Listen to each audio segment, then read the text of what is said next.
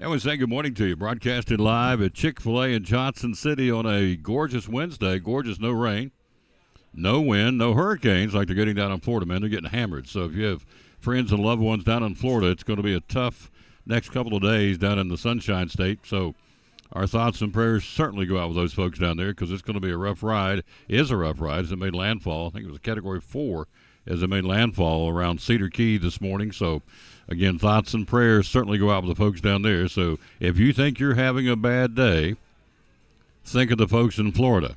And the damage is going to be coming in behind Adalia. And so that's something, that's the way I look at it. It may not be a great day coming. It should be a great day for all of us because we're here and drawing breath and moving around and so on and so forth. But if you got something eating at you today, think about them down there because they're working on lights, water, basic necessities. Will we have a house when we go back home? A lot of things that we're going to take for granted here in the hills of East Tennessee today. So, anyway, that's what's going on down there. We are live here at Chick-fil-A in Johnson City. Oh, the new sandwich, the honey pimento sandwich, is smoking. They told me they've exceeded expectations and projections already for this sandwich, and also the caramel crumble milkshake also has exceeded expectations. So if you haven't had either or, you better check it out and try it out at Chick-fil-A here in Johnson City because it is smoking good. Again, the honey pimento, as I said, it has exceeded all expectations so far, and the caramel crumble milkshake has as well. We are live here again at Chick-fil-A. Let's get it started with the national anthem. How about the birthday boy? What a way to start your AAA career. We'll tell you all about what Evan Carter did last night. And we'll do that right after the national anthem. The national anthem will be ready to roll and brought to you by, let's see who we're going to do today. How about the Kingdom Heirs, the official Southern gospel group of Dollywood, gracious enough to record this for us on the Tom Douglas Sports Show. Show number 1919. Here we go, the Kingdom Heirs. 1, 2.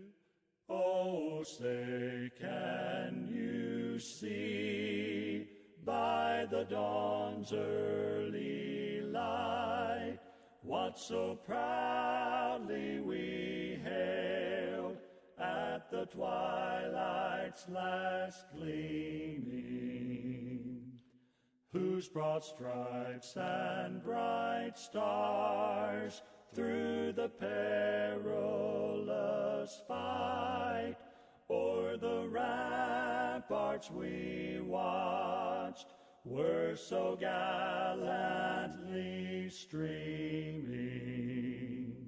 and the rocket's red glare, the bombs bursting in air, gave proof through the night that our flag was still there.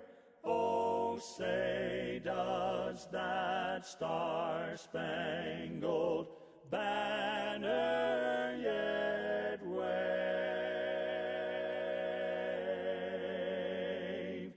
o'er the land of the free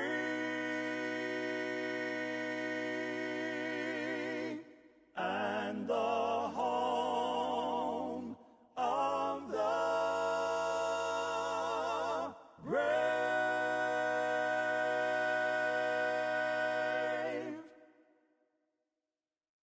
And back with the Tom Douglas Sports Show again. We are live. As we said, we're on the road at Chick-fil-A in Johnson City. Tomorrow we'll be at Poor Travis Deli in Elizabeth, and then Friday we'll kick off the Labor Day weekend. Food City Friday on the road in Gray. Food City Friday in Gray.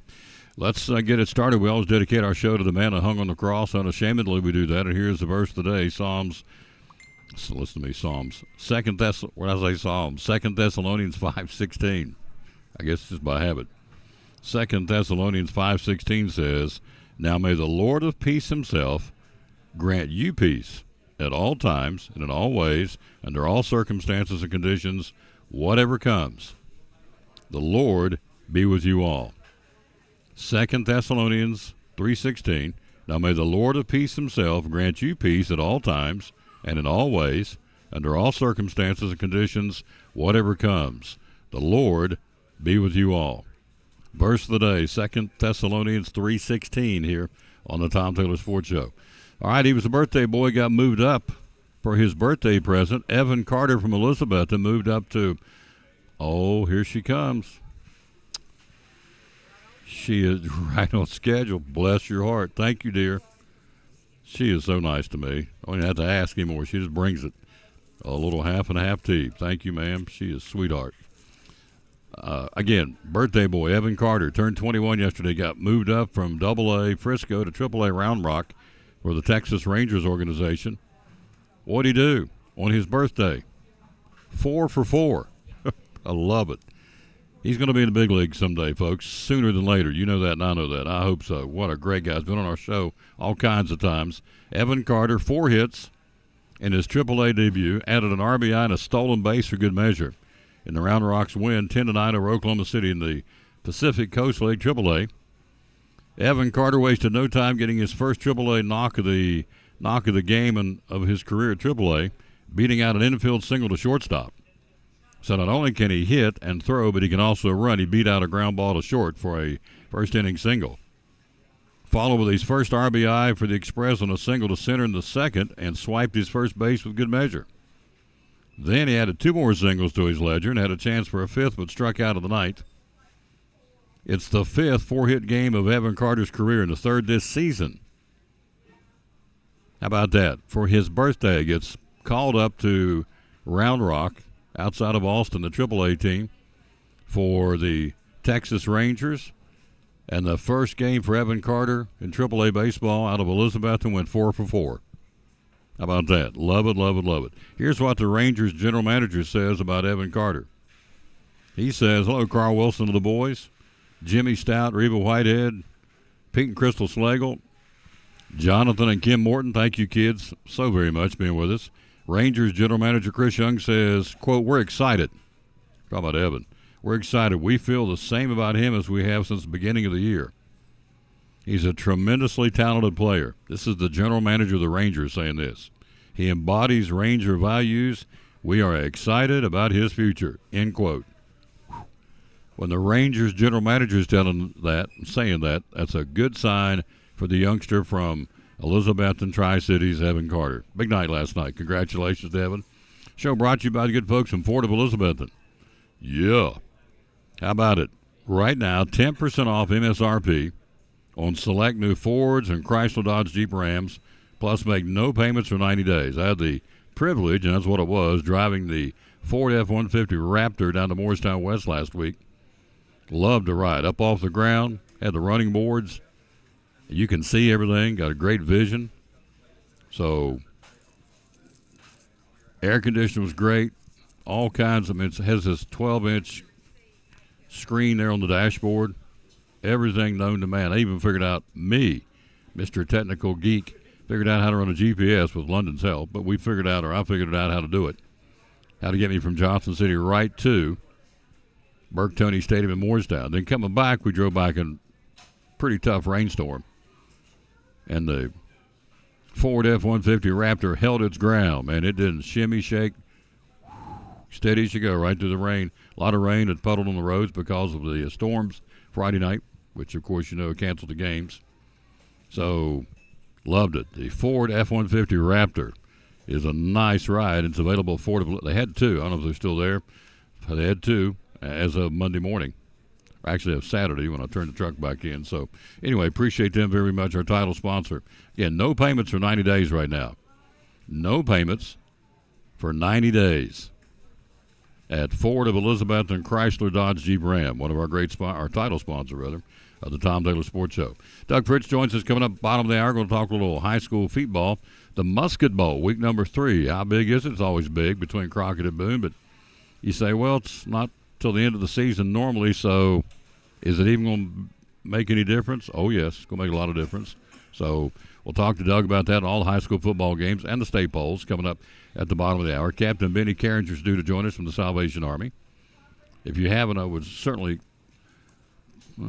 ask you, wouldn't plead, but I would ask you to please consider ringing the bells for the holidays. What a great thing to do. Hello, Krista Britt. Saw her the other day. Heading out to, where was she heading out? Morristown West, taking Youngins food. Take them down to the football game. The JV team won, by the way. So, Okay, now what am I looking for? Oh, here it is. Yep, the Salvation Army. This is some really cool things. So, register to ring.com. That's where you go to sign up now, even now, to ring the bells at kettle locations across the community once it kicks in later on in the year. But they're already lining people up to do that. So, Angel Tree sign-up starts September the 1st on Friday and September the 30th for the Angel Tree. So, neat stuff. He'll be here in just a few minutes. So, here's some cool stats, and we'll get into some high school football. Salvation Army has been in operation in the Johnson City, Tri-Cities area and Elizabethton area. It covers both Washington and Carter counties and other counties since 1910. Last year, Salvation Army provided Christmas for over 1,500 kids with the Angel Tree program, which is awesome. Then you come back and say, last year the Salvation Army led 27 individuals into permanent housing. Washington, Carter, Unicoi, and Greene County is what it serves, the Salvation Army here in Johnson City. So, cool stuff.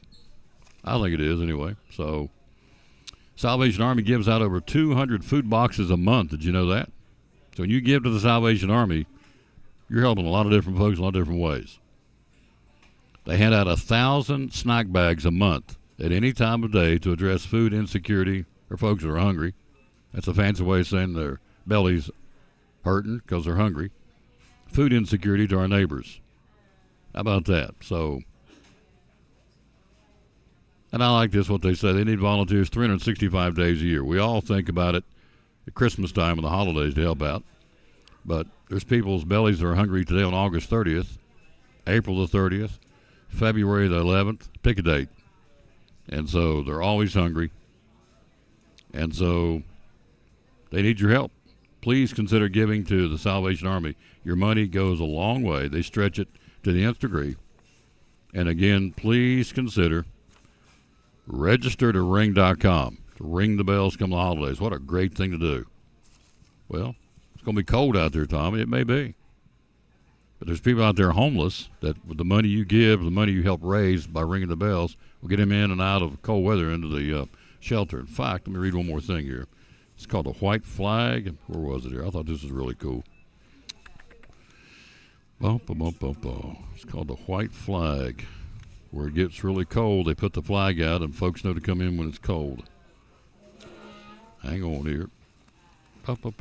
Here it is. White Flag Cold Weather Sheltering. When temperatures fall below 35, Salvation Army, the Charles Gordon Center of Hope Shelter in Johnson City opens up 25 beds for emergency cold weather shelter, in addition to the 57 beds in the dorms of the shelter. These additional beds ensure that men and women are protected from the elements. So when it gets below 35, they put the white flag out, Salvation Army, which I didn't know. And that's the signal for those. And here's an interesting stat. Some of the folks out there that are homeless can't read, but they see a white flag, they know, okay, shelter's open. It's interesting. So please consider giving to the Salvation Army. He'll be here in just a few minutes. Captain Benny Carringer is due to join us. We are live, as we are. We're here at Chick-fil-A in Johnson City. As I said at the outset of the show, the new sandwich here at this restaurant has blown the lid off as far as projections. They said they just can't keep up with the demand of the new sandwich. So that's really cool. Very, very cool. Quick break. Right back after this, take a look at high school football. Doug Fritz joins us coming up in a few minutes. We're live here at Chick-fil-A in Johnson City. Show number 1919 of the Tom Taylor Sports Show. Win Huddle, we want to create a positive atmosphere where all athletes can further develop their skills, whether it's strength training, speed training, football skills. We train all athletes of all different kinds from ages 5 to through college athletes. We actually trained our first athlete for the NFL Combine, Cameron Coleman, this past year. We got basketball athletes, soccer athletes, baseball athletes. So just contact us, and we'll try to get your athlete to a higher level. Social media, how do we find you? Yes, Witten Huddle on Facebook, social media. It's WITTENHUDDLE. What about a phone number? Yeah, 423-707-5419. Just contact me, and we'll set up a private session. And then after those private sessions, you continue private session, or you can join the group sessions. Well, we're great sponsors of Cyclone Sports and the Tom Taylor Sports Show. Coach Ryan Witten and Witten Huddle. I'm with Lynn Freeman, the general manager of Elizabethton and Ford, and also Dodge, Chrysler, Jeep, Ram. What's going on? What's happening down here, my friend? Lots and lots of good things. It's game day, folks, but we're here and we're always ready to give a good deal. We got 10% off on both new and select inventory here at Ford and Chrysler, Dodge, Jeep, Ram. We have a huge inventory of both new and pre-owned cars, paying extra dollars for trade-in, but then we're willing to go the extra mile for you. Good luck, Elizabethton. Let's win another championship this year. There you go. Lynn Freeman, general manager of Ford of Elizabethton and Chrysler, Dodge, Jeep, Ram in Elizabethton. Furniture. Tell folks out there what Cannon Furniture is all about, would you please? We are a local family-owned small business. We have a full line of furniture and bedding, living room, dining room, recliners, mattresses, you name it. We have it. We also do custom lines of furniture. Some of the product lines you carry are? We have Bassett, England, Ashley, Benchcraft, Barca Lounger, and Sealy, Simmons, Tempur-Pedic, Serta, Beauty Rest, Sierra Sleep. And there's a new one coming soon, but I'll keep that one quiet until it gets here. To the appropriate time. Hours are open at Cannon Furniture. Monday through Friday, 10 to 6, Saturday, 9 to 5. They rely a lot on social media. How can we find you on social media? You can find us on Facebook or Instagram at Cannon's Fine Home Furnishings. Yep, one of our great sponsors is Cyclone Sports. Check them out, folks. Again, be loyal, buy local, and buy at Betsy in downtown Elizabeth. And the great folks are right here, Cannon's Furniture.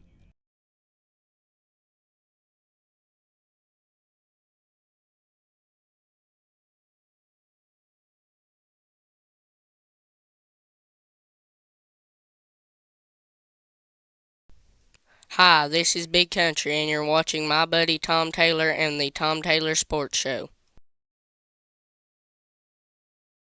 And back with the Tom Taylor Sports Show. We're live again at Chick-fil-A in Johnson City on this Wednesday, final Wednesday of the month. Can you believe it? Tomorrow will be the final day of the month, and we roll in with Labor Day weekend and September the 1st on Friday. Hard to believe it is here. We'll take a look at some high school soccer and volleyball coming up here in just a few minutes. We're live here again on the road.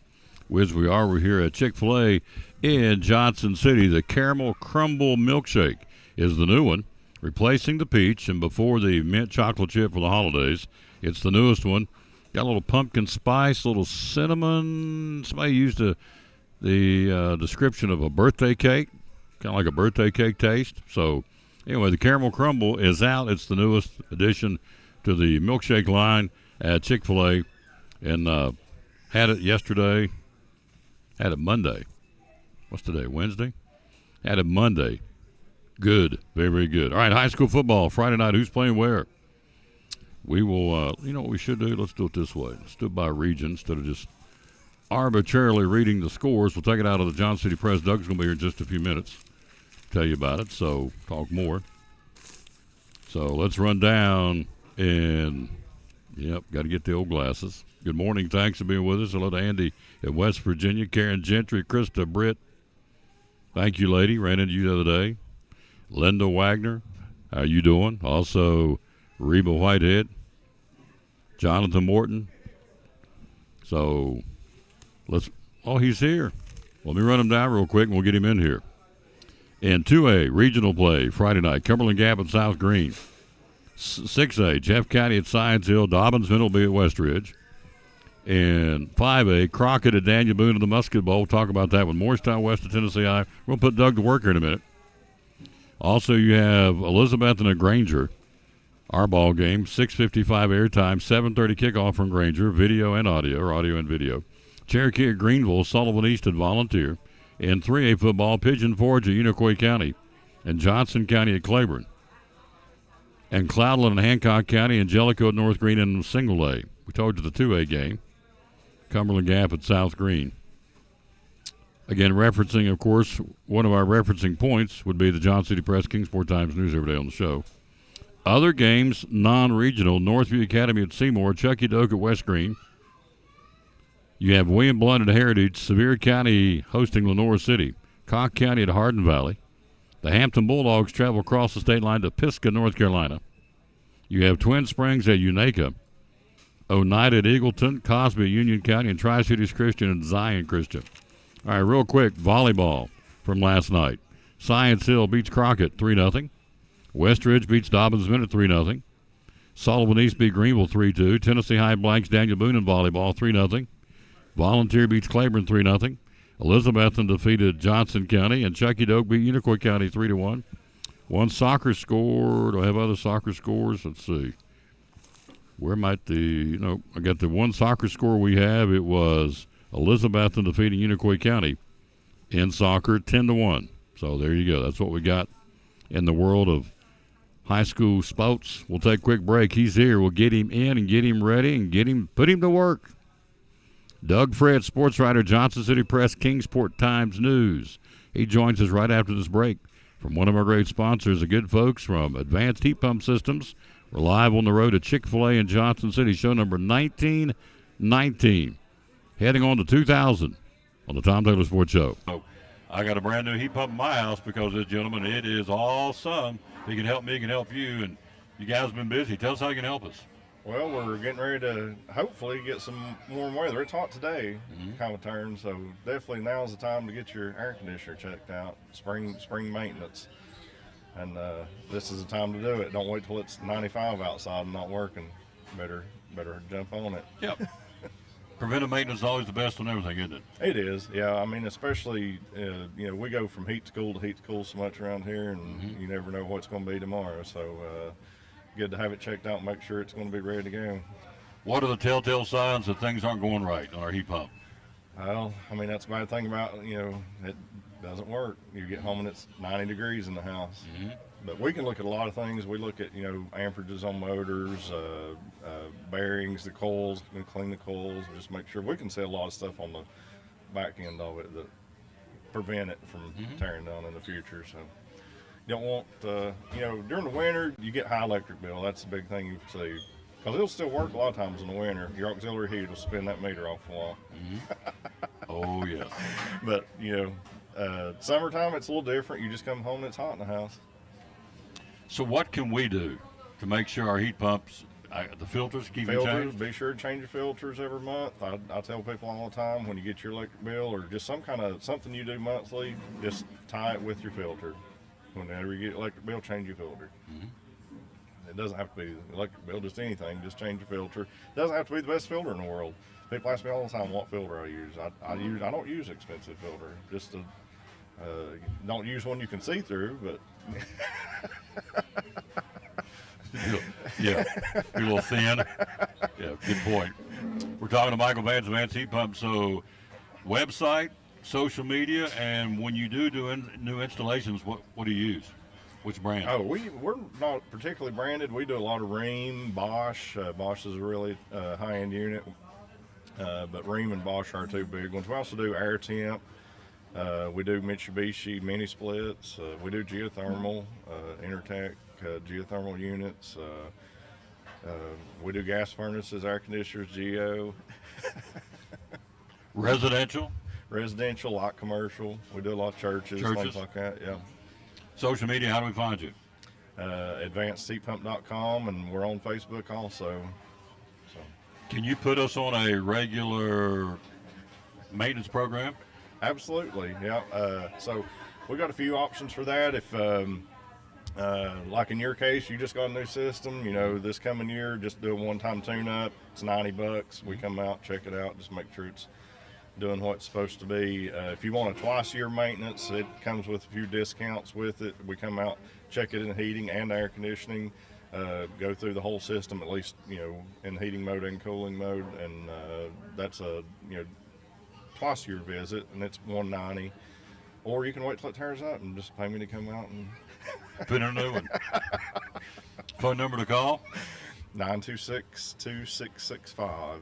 One of our great sponsors of the Tom Taylor Sports Show and Cyclone Sports. Love promoting these folks because I got a brand new heat pump and it is nice. Advanced Heat Pump Systems.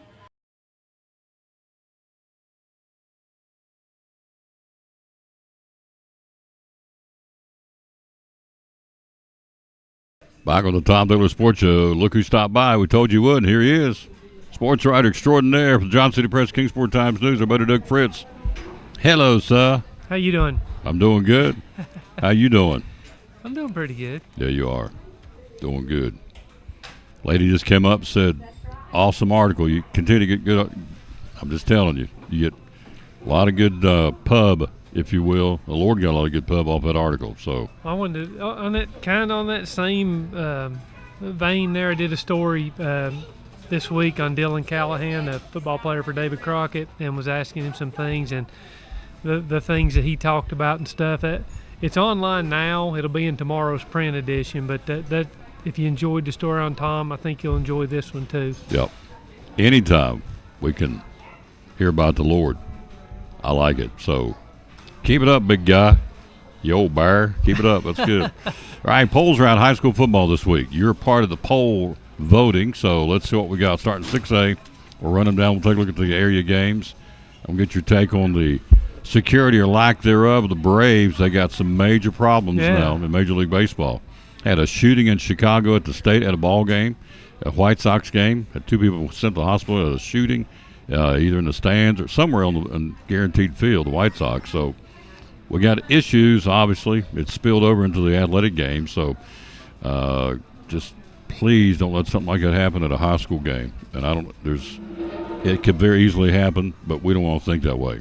Hello, Rick Ranson down in Pensacola. I'm assuming you're missing the brunt of the storm. Hit Cedar Key this morning.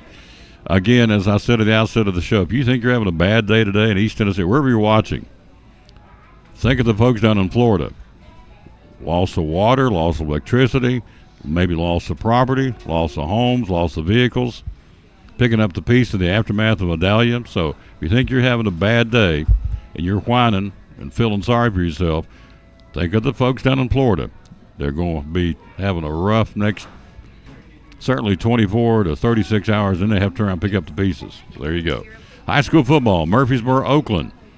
So what is it, 21 total votes each week? Is that how it works? That's kind of a That's kind of a behind-the-scenes thing. There are a certain number of people who are eligible to vote, and they don't vote every week. I got you. I think it's been much better this year because 21 is, I think, the most that we've had in a long, long time. So it just depends on how many people turn in their votes, but 21 is a pretty good representative sample across the state. Yeah. So anyway, Oakland, the reason I say it is West got all 21, Alcoa got all 21 here in a minute. Right. So 6A, Oakland, Murfreesboro, Oakland, Bradley Central, Maryville, Germantown, and Brentwood, then Farragut, Collierville, Riverdale, Bearden, and Mount Juliet. Science Hill and DB have honorable mentions this week across the state from our neck of the woods. You okay with 6A? You good with that? Yeah, I'm one of those people, again, on the field. Oakland lost. It was an out-of-state opponent. You don't really know what that means. But I went in and bumped Maryville up because, I'm a history guy, and Maryville and Oakland have gone back and forth for years. Oakland's had the upper hand. But sometimes that tide turns, and, 2-0 with two great programs with great traditions. One's 2-0, one's 1-1. I guess I'm the guy that gave Maryville the first place vote. He just told on himself. There you go. Yes, I did. In 5A football, Knox West, number 1, got all the votes. Henry County, Nolensville, Knox Powell, Page, your top 5. Munford, Centennial Beach, Hendersonville, and Springfield. All across state in 5A. Knox West, number 1. You okay with 5A? Yep, 5A looks pretty good. There's some ups and downs. A lot of teams lost. Some teams lost. Beach lost. Springfield lost. Page and Powell lost. Page and Powell both lost. So a lot of ups and downs there, and we'll see how that shakes out. But definitely West at the top for sure right now. Hello to Linda Wagner. Hello to Charlotte Tolley. Hello to Karen Gentry. Hello to Brenda Grindstaff. You know what Conway Twitty says, Brenda? Hello, darling. She's a jewel. I swear. I'm sorry, go ahead. Long time. Yeah. She would be Coach Van Huss's mama. So hello to Brenda Kay, who's retired now. She said, I'm going to the house. So she went to the retirement side of things and enjoying life. So very good. 4A football, Greenville number 1, Pearl Cone number 2, Elizabeth number 3. Then you go to finishing out the 4A, Upperman, Haywood County, Hardin County, Red Bank, Stone Memorial, Anderson County, and Macon County. You okay with that? Elizabeth Yep. in 3 or 2 in the state? Well, I've got them number 2. I don't really mind people moving Pearl Cone up. I mean, they've played some really tough competition early on, private schools, and they looked really good last year. That's fine. 1, 2, 3, Elizabeth and Greenville, Pearl Cone. I'm fine in any order with that right now until they start shaking out. Greenville, Dobbins Minute, game stop, 14-14 tie. I went and looked at their schedules, both of them on the TSSAA. It's if they never played it, they took the game off the schedule. So, okay with that. What's the ramifications? It's a non-conference game, 6A against 4A. Big rival game, DB Greenville. Stopped the game, 14-14, not considered a tie.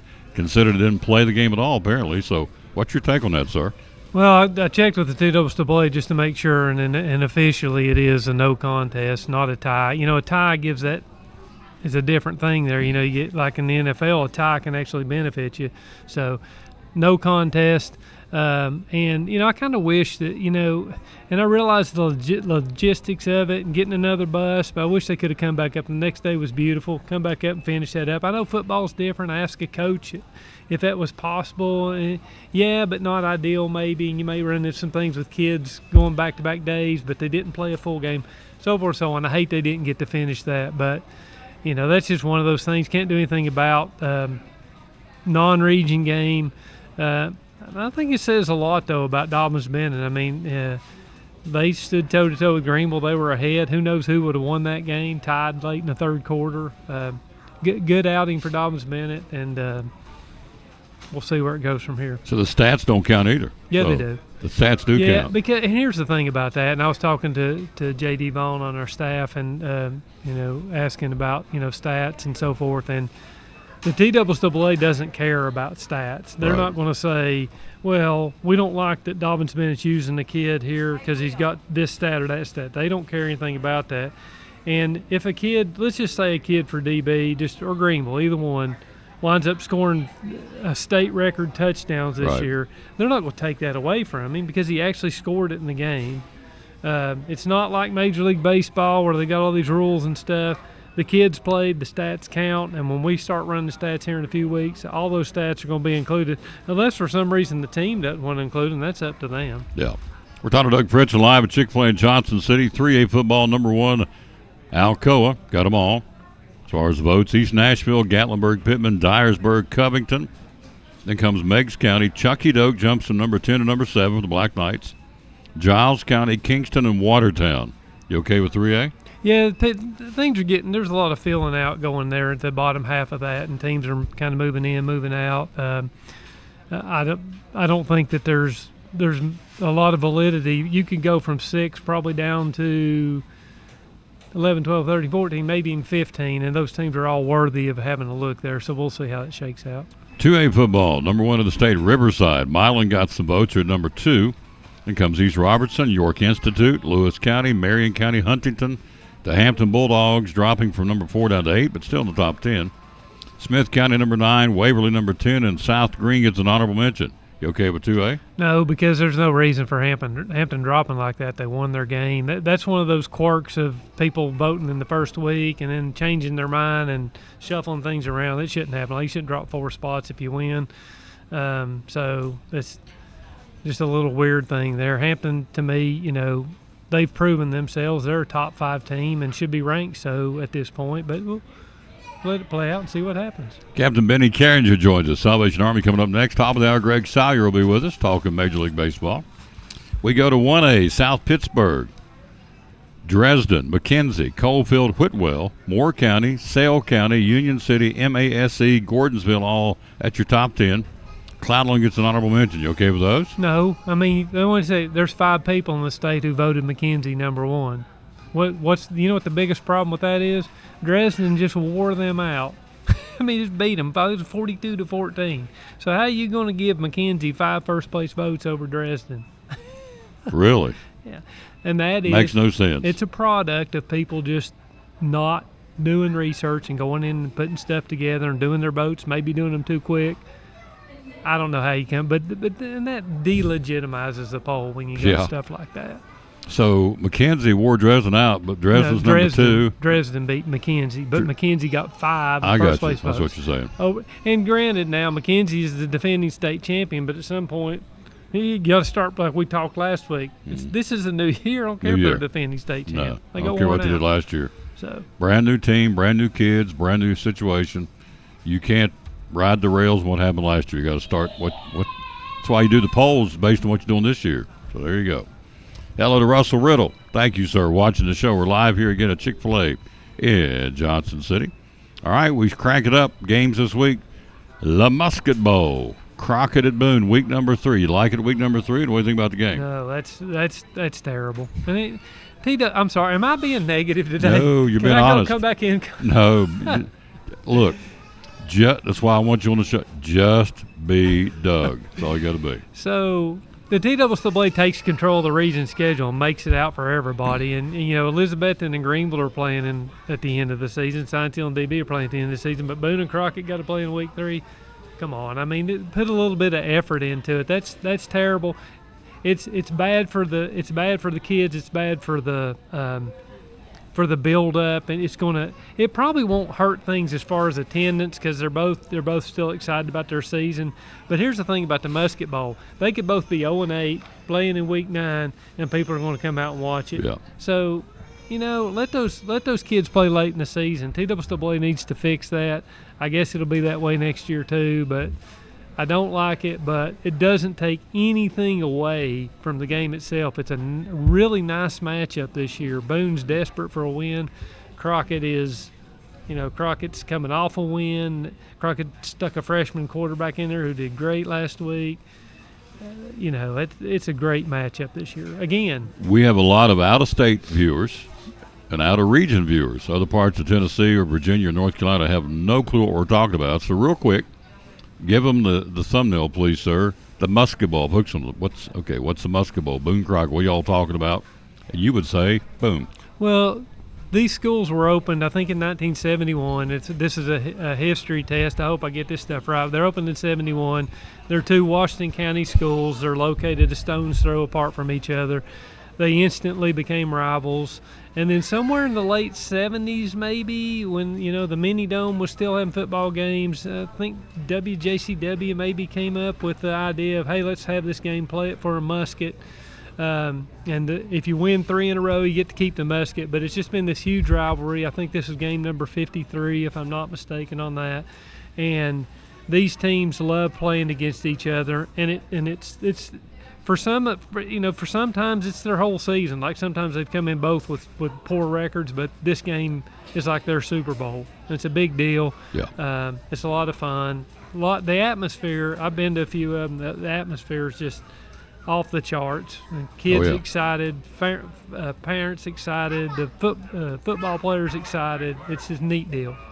You take it, I'm trying to encapsulate it here. You take a Michigan, Ohio State, Auburn, Alabama, the Iron Bowl, Florida State, Tennessee, Alabama.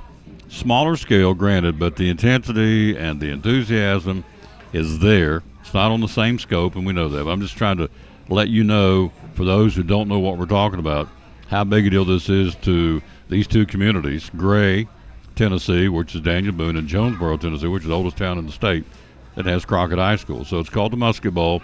They play for the Musket. 53rd meeting. Where are we in the? I mean, is it a fairly evenly? Boone said, let's see. I think it was Boone's won. I think a 32, maybe 33, 34, somewhere in that span. But they got about a 15 or 16 game edge there. What's neat about it too is Jeremy Jenkins came in and he's had a ton of success in the Musket Bowl. But then Hayden Chanley came in a few years ago at Crockett, and then now all of a sudden, it's tightened back up a little bit as far as, the competitiveness of it. And Boone's had the upper hand through the years, but Crockett's a different program under Hayden Chanley. He's changed the culture there, which a lot of people thought wasn't possible. Yeah, I mean, he did it. But he's changed the culture. Yeah. So, and the overwork cliche, and it is, throw out the records, and it's okay. They both can be 0-10. Doesn't matter. It could be both 0-3 at this point. They're not. But my point is, it is a big deal in these 2 communities. Typically, they waited and played at the last game of the regular season, or they're later in the season. The TSSAA, which again, you're out of state. That's the governing body of Tennessee athletics. For some reason, they took over making the schedules. Not sure. I don't get that, but they did, and they are, and they have. And so they put this game, week number 3, out of a 10-week season. So There's one more thing about it, kind of skipped over, is the fact that this is the first region game for both of these teams. True. So it's a big deal. it's a big deal. In that too, and especially in these smaller regions, 1-0 starts are very important in these smaller regions. You get behind the 8 ball, and then you still got some tough games left. But so it's a big game in every sense as far as high school football goes in Tennessee. So that gives you a little idea of what we're talking about. Because I know I keep forgetting. I just assume everybody around here is watching is local, and they're not. And we got them in Texas, we got them in Florida, got them in Georgia, we got them across other parts of the state. Here in Tennessee, got them in West Virginia. They may not know in fact, I'm sure they don't know what the Musket Bowl is. So there you go. That's that one. All right, I'm trying to pick some of the bigger and better games this weekend. Jeff County coming to Johnson City, take on Science Hill. Should be a pretty good ball game, shouldn't it? Should be an outstanding game. Jeff County had 2 kids transfer, Isaiah Hall and Xavier James transfer to Anderson County. And so Science Hill played against those 2 kids last week and played against them when they were at Jeff County the year before. Now they get Jeff County, who's coming off a big game where they racked up all kinds of, I think, 400-some yards rushing. They've got a stable full of backs. They've got a big, strong offensive line. They got a coach, and Spencer Riley, who knows how to coach that offensive line. Mm-hmm. This is a challenge for Science Hill. Science Hill is going to have to play really well on defense. They can't afford to be stuck out on the field. They've got to get their Science Hill's got to get their offense on the field, or they could get in trouble in this game. Morristown West to Tennessee High to Stonecastle. We saw Morristown West Friday night. They got a good football team. They shot themselves in the foot. They can move the football. They got a nose man, Giovanni Chavez, who's a stud, number 53. He can play. Ooh. And so you have a quarterback, Isom. Running back is Cam, I want to say Edwards. I don't have it in front of me. I think that's right. Anyway, they got a nice football team. Don't know anything about Tennessee. I haven't seen them. But Morristown West opens up their regional play at the Stonecastle against Tennessee High. What do you think about this one? Well, you talk about that nose. You said nose tackle for West is real good. Oh. His hands are going to be full because Tennessee High flat out just ran the football over Sullivan East last week, and they've got a powerful ground game. So that sounds like a battle of wills there, and we'll see how that comes out. Should be a good ball game then. Pigeon Forge comes to Unicoi County Friday night. Blue Devils. That's a regional game. There again, you look at, for you out-of-state folks, Pigeon Forge is what? 2.5 hours from here, every bit of it. Well, yeah, from Johnson City, and then adding a few more to Irwin. It's a pretty long trip. On a Friday night, the late summer, when Pigeon Forge is a big tourist attraction, and it's anyway a lot of travel, long haul, putting them on the bus and bringing them up here to play, but they got to do it. Pigeon Forge, Unicoi County. Who do you like there? Well, Unicoi's not beating them, and they played in the playoffs, and Pigeon Forge handled them pretty easily back in 2021. This is a good test for Unicoi because this is the new league. You got Pittman and Pigeon Forge in your league now, and those are teams you usually didn't have to deal with until the playoffs, and now you got to deal with them in the league. So is Unicoi County going to be able to stand up in the new league? This is the time they need to do it because they're at home this year against Pigeon Forge, so we'll see how they do. But I think it's going to be a tough road for them in this matchup this year. Sullivan East goes to Volunteer Friday night. Volunteer 0-2, and East again coming off that tough loss, but Drake Fisher, one of the 5 players of the week this week with the paper, kid threw for, if I read it right, 533 yards and a losing cause against Tennessee High. So East with a high-powered offense going to Volunteer. Who do you like there? I like East. Drake Fisher's thrown for over 800 yards already with 7 touchdowns. I thought he was going to be pretty good based on what he did last year. He's exceeded those expectations, at least in my mind, in these first couple of games. I don't know what Jesse McMillan can do to batten down the hatches in the secondary, but they better be ready because those passes are going to be coming quick and often. Tomorrow night, Chucky Doak plays at West Green. That's going to be a big football game.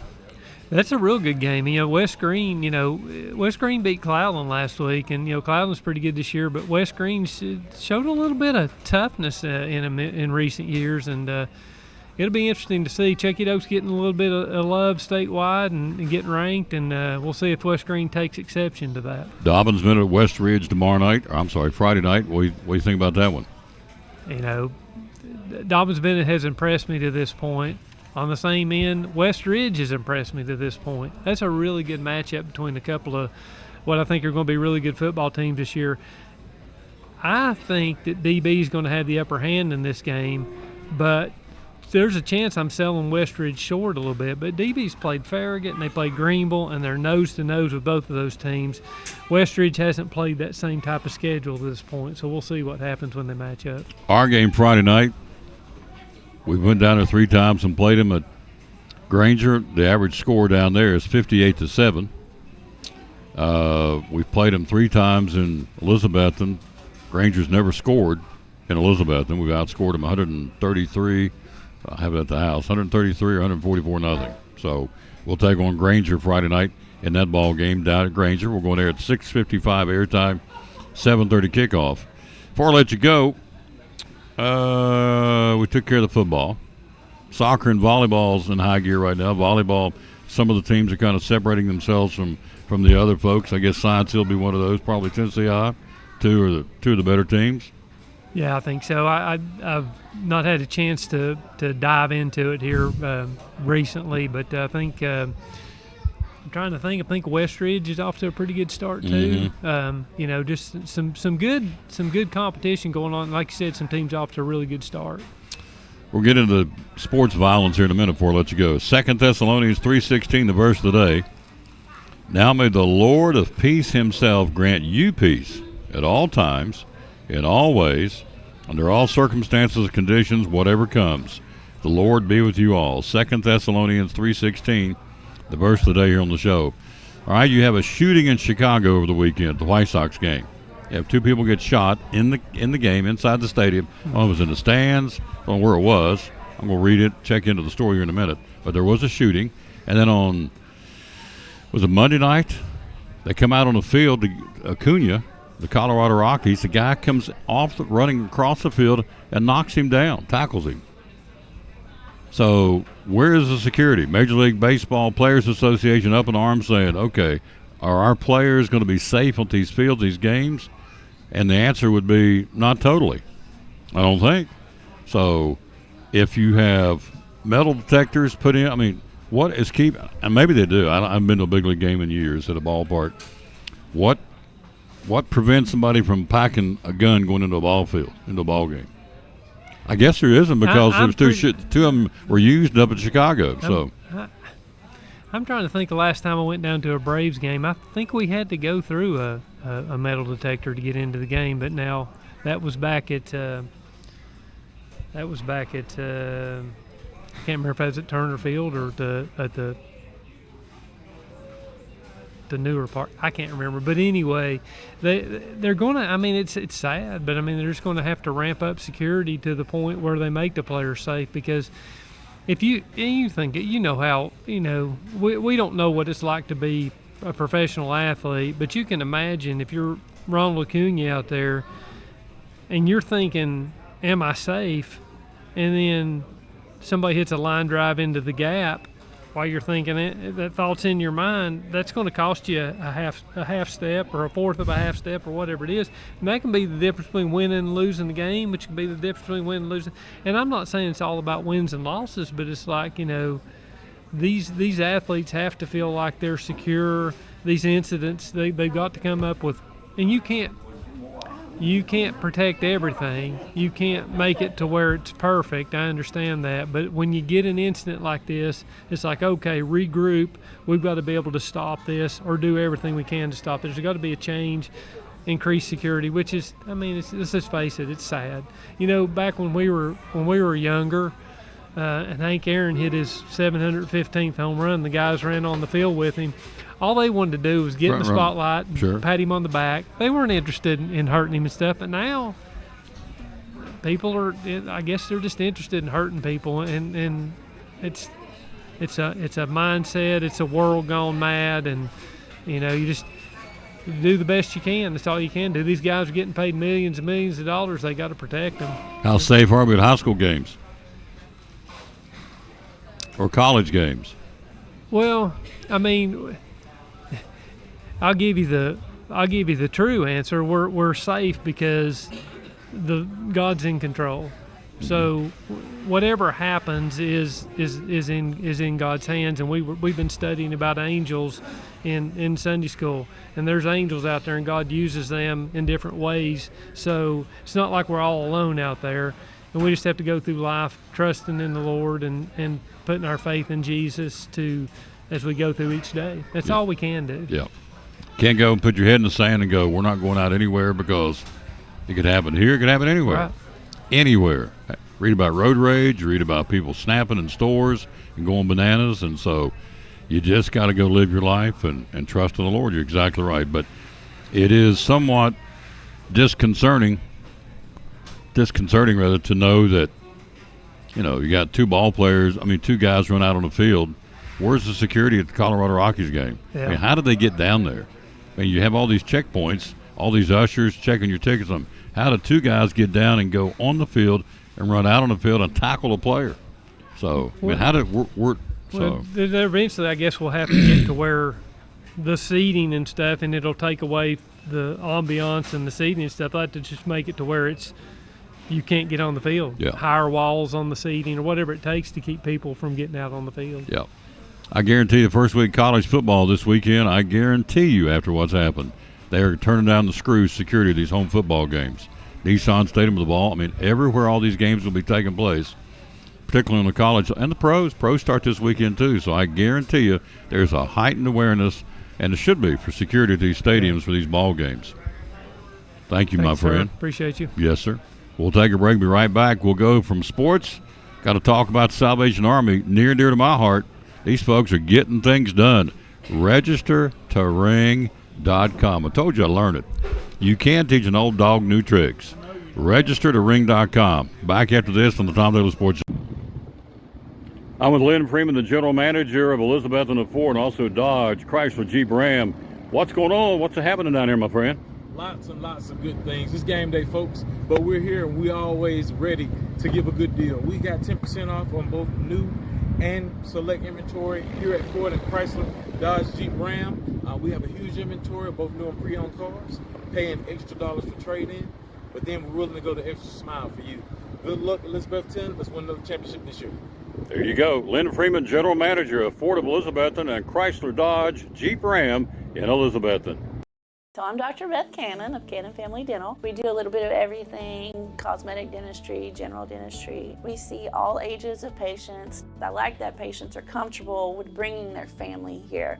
With smaller children, they're some of my favorite patients to see. We always try to make that first visit super happy, where they get to come in, sit in a chair, see how they get pictures of their teeth and get their teeth brushed with a little silly brush. There's multiple families that have been with me since the beginning, and their kids were, my kids' age, like 7, 8 years old, and now they're grown up driving. They drive to their own appointments and make their own appointments, which is wonderful, and getting to see the kids and grow up with them. It's great to be a part of that. So if any of you are looking for a new dentist, we would love to have you join our family. Definitely give us a call if you'd like to come in.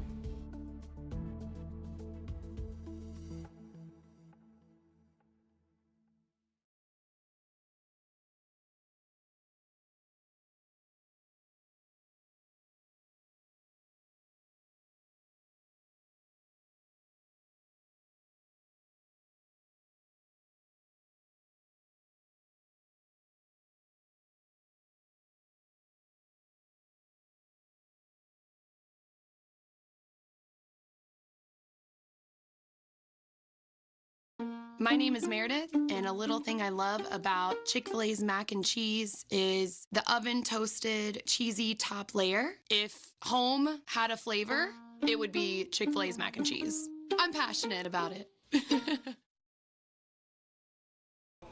Back on the Tom Taylor Sports Show, look who stopped by. Captain Benny Carringer, Salvation Army, Johnson City. How you doing, sir?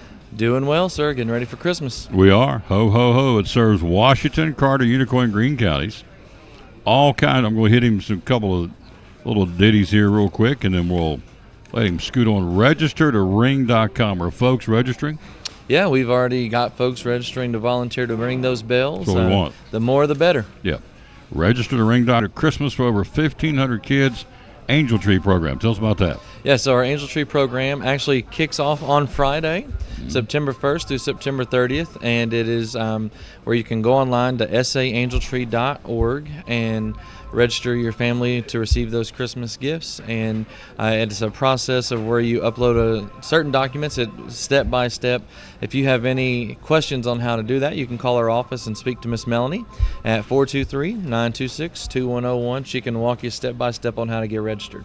You led 27 individuals into permanent housing last year. Tell us about that. Yeah, so that's through our shelter program, and so we are constantly working with those who are our neighbors in need, or in our programs of trying to get them back into housing, to get them back on their feet. And so last year we were able to help 27 individuals through that program get back into permanent housing, and they're all still there.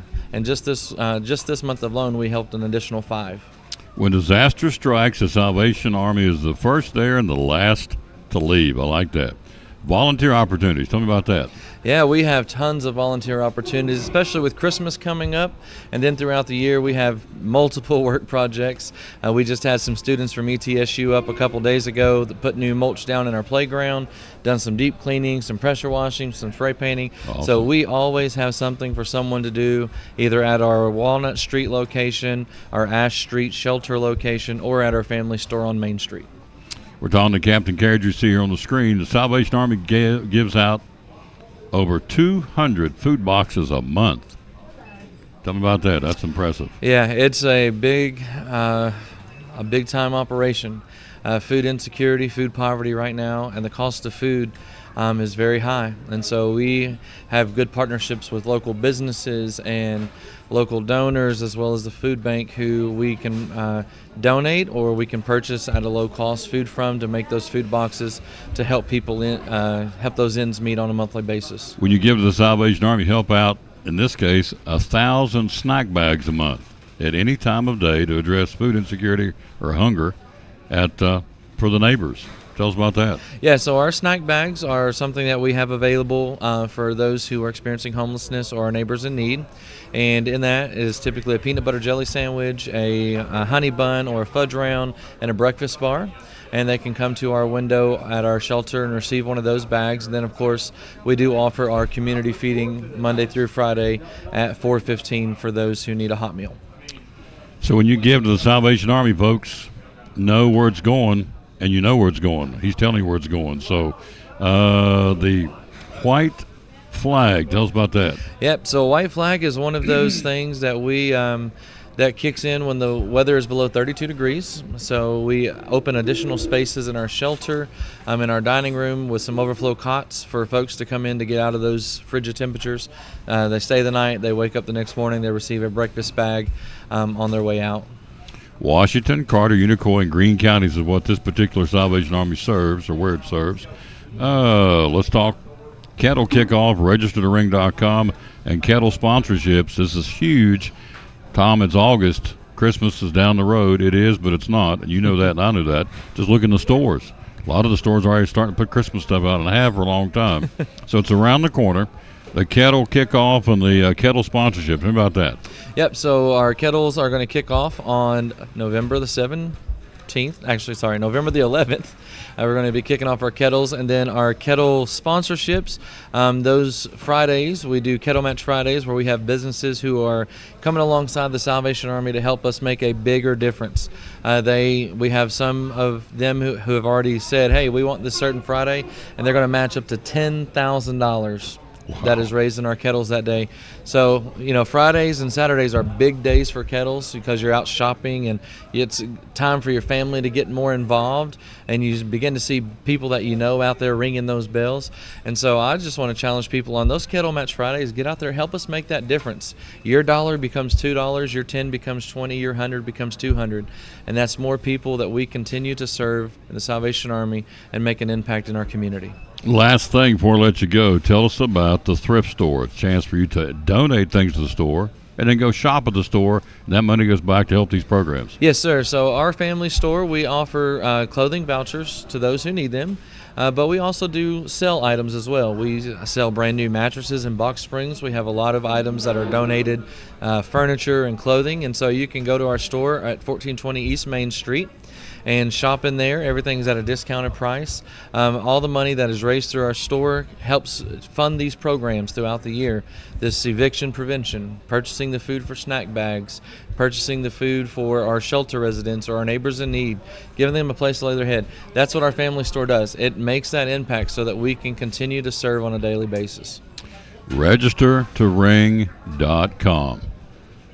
Couples, families, individuals, Sunday school classes, ball teams, the more the merrier, right? Yeah, you can also do a virtual Red Kettle. So you can call our office and speak with Aaron, and we can get you set up for a virtual Red Kettle where you can send a link out and challenge people. You can challenge, Tom, you can challenge me to raise more money than you on a virtual kettle, and I can send that out to all my friends and family, and even though they don't live in this area, they can still donate to that kettle and make a difference right here in Johnson City. I'll do that.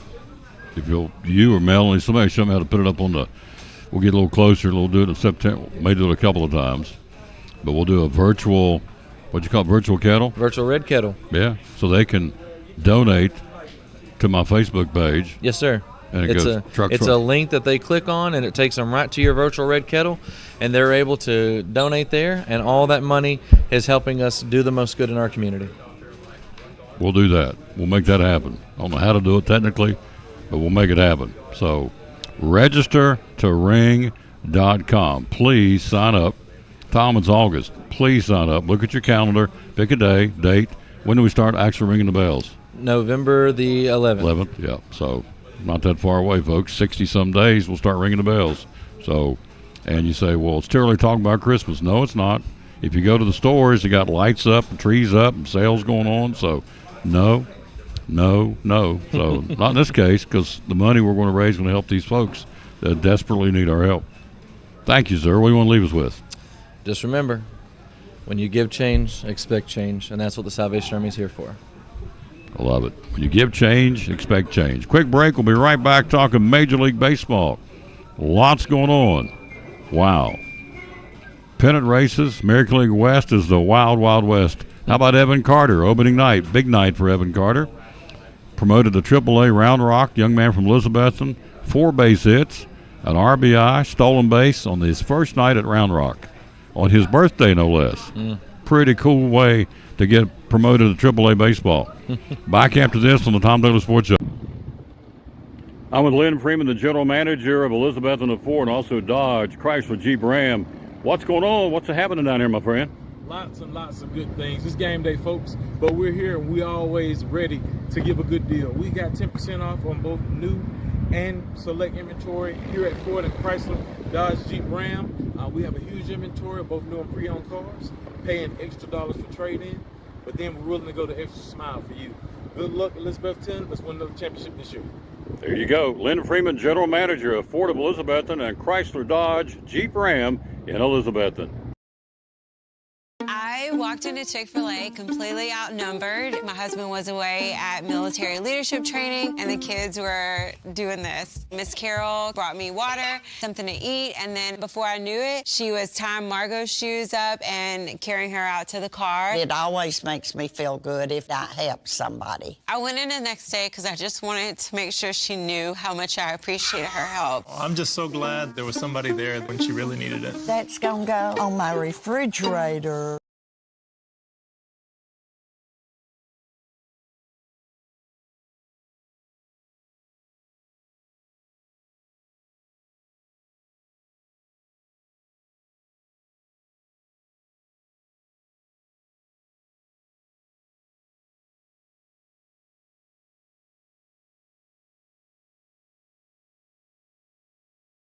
Antique mall with over 50,000 square feet of merchandise.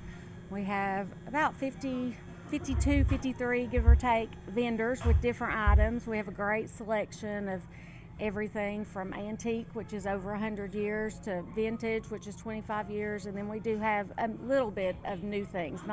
We concentrate on the vintage and antique items. So you can find just about anything for yourself, for your home, and gifts. We have a lot of people that take gifts for their grandparents. They remembered they had them, and with their family. Hours are open. We're open Monday through Friday, 11 to 5:30. Saturdays, 10 to 6, open late for the car shows and anytime they have special events in town. Need Place, one of our great sponsors of Cyclone football, Duck Crossing in downtown Elizabethton, proud sponsor of Elizabethton Cyclone football.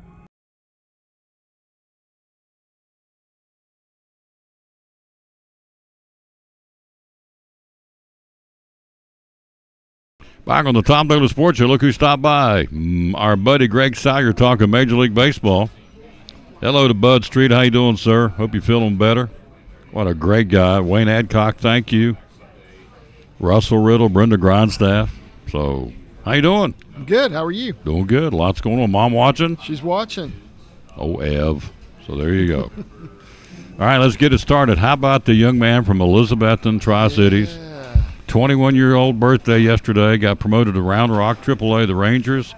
Oh, didn't do too bad. 4 hits, RBI and a stolen base in his first game at Round Rock at the Pacific Coast League. He'll be in the big sooner than later, I can tell you that. Got a beat out an infield hit in the top of the first inning to get it started. Here's the thing. Not only can he has power and speed, not only has power, and he can play defense very well in the outfield, but the guy's got speed. He beat out an infield hit. That's what I was trying to say. Yeah, and stole a base. Stole a base. First RBI for the Express on a single to center field in the second. Got his first stolen base. 2 more singles and struck out on the ninth. He almost tried to do a 5-hit night. Yeah. So he gets his fifth 4-hit game of his career and the third this season. Here's what the general manager says of the Texas Rangers. This is the GM. Says, quote, talking about Evan Carter, we're excited. We feel the same about him as we have since the beginning of the year. He's a tremendously talented player. He embodies Ranger values. We're excited about his future, end quote. When the GM's talking that way, you're going to be around for a while, sir. You ain't going anywhere. Yeah, that's exactly right. And, so he's the number 8 prospect in all of baseball right now. He's been moving up that list. And, I think some people might have been worried because he had that hand injury that really nagged him for a while, and that it kind of messed him up. But, if you look at his numbers, golly. Didn't slow him down. You can't complain. I mean, at Double-A, he hit 284 with 33 extra base hits, 12 homers, 62 RBIs, and 22 stolen bases in 97 games. Sure. That's pretty good. So, and if you go back to last year, he hit 295, 43 extra base hits, 73 RBIs, 28 stolen bases between Hickory and Frisco, and had a Gold Glove. Well, yes, to all that. So he gets hurt, comes back off the injury list. His first night back on June 21st, almost hit for the cycle. He had a single, a triple, and a home run, and the only one he didn't get was a double in his first night back. So Evan Carter is the real deal. He's been on this show. He is about as unassuming. He would walk in here right now, you would never know. I promise you. I've seen it happen. You would never know Evan Carter's in the house. And Evan Carter's making big bucks, and he's earned it, so we're not begrudging him for that. He's making big bucks. He's a big kid, a young man, just got married, big future ahead of him, as unassuming as they come. That's why I love this kid. It's not anything about we, or it's all about we, not about me. And the kids, he's just the real deal. Yeah. Have you met him? I have not met him. I was trying to think maybe you two were at the same place, same time. No, I haven't met him yet. So love that opportunity, though. Yeah. So do you remember when he was drafted? Do you remember kind of what the other GMs were saying? Well, they poo-pooed him. Oh, absolutely. Yeah, it was like, what are the Rangers thinking? What are you doing? Yeah. I think he was second round, right? Yes, he was. So the Rangers took him in the second round. He was not on anybody's top 200 prospect list, and he was not even on some top 500 prospect list. No. And the Rangers saw something in him and took him in the second round, and it's going to pay off for him. Absolutely. Who's laughing now? Oh, the Texas Rangers. Texas are going to be Rangers laughing about yep. it. Absolutely. And I'm just telling you, if he keeps swinging like this, there's no reason why he can't get a shot to go up to the bigs for the playoffs. Just never know how things will work. But it's true. Evan Carter, again, recapping for you out-of-state folks, he's from Elizabethton. He got drafted with the Rangers. He has gone right up the ladder. He's now at AAA, and we're proud as peacocks about this young man because he's a great kid. He is not a head case. He's not arrogant. He is down home, unassuming. When he's off the road, where does he come? He comes back home to Elizabethton. You'll see him walking around. You'll see him at Chick-fil-A. He's just here. Well, Tom, that's what not everybody does that. No. Let me go ahead and tell you, not everybody does what he does. So he said, I'll never forget Elizabethton. He said, you know, when I get done, I want to come back here and live here. There you go. So keep it up, big guy. We're pulling for you here in the Tri-Cities. Absolutely. For Evan Carter. All right. A lot of changes since last week. Yankees let go Josh Donaldson, send him packing. Yeah. Former American League MVP. Yeah. Is that the first of many for the Yankees? Probably. Yeah. I think so. Tell me about it. Yeah, so I think they had to decide if they were going to fish or cut bait. Pretty much. And I believe we're cutting, ain't we? I believe so. We're cutting, yeah. I believe so. So let's face it, the Yankees have not had the season they expected or that they wanted to have. Nowhere close. I mean, the injury bug has hit them probably as hard as anybody. Let's be honest and be fair to them.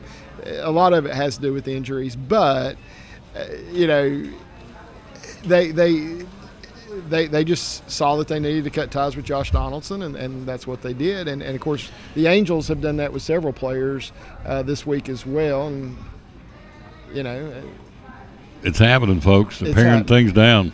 Some of them are waving a white flag saying, yeah, we're done, and the Yeah. Yankees being one of them. yeah, and they are. Yeah, 30 games or so left in the season, so Yeah, and they're going nowhere fast. I mean, Yep.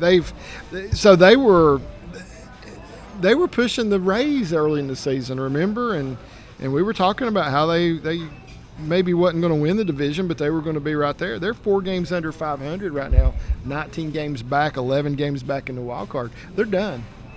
Now, financially, Josh Donaldson, Yankees are on the hook for They $50 are. million for the final 2 years of this guy's contract. Yeah. $21 million last year and $21 million this year, plus an $8 million buyout on 2024. So, Josh is okay either way, isn't he? He's going to be all right. He's going to be all right. Yeah. He can come to Chick-fil-A and get that new caramel crumble milkshake, which is really good. Did you get that last week? I did not. It wasn't out last. It wasn't out. Yeah, it's out now. Man, it is awesome. And and the pimento sandwich, I can't. Is it out? It's out. Okay. And Jamie told me when I got started here today, they exceeded the projections. I think it was over the weekend by 300 sandwiches. They sold 300 more than they thought they were going to sell. Wow. They were running out of food. That's how popular this sandwich is. I kind of like pimento cheese, so I'm Yeah. going to have to give that a try sometime. Would you do me a favor? What's Would you walk over on the menu board and see, because it's something pimento. I Okay. didn't write it down, please. He helps me out. Ev, your son's great. He helped me out. It's up on the menu board. Honey pepper. Honey pepper pimento. Left one of them out. Honey pepper pimento. That's the new sandwich, and the caramel crumble milkshake. Honey, HPP, Tom. Honey pepper pimento. So there you go. So here at this restaurant, exceeded expectations by 300 sandwiches, so they can't keep it in stock. It is smoking hot. Honey pepper pimento.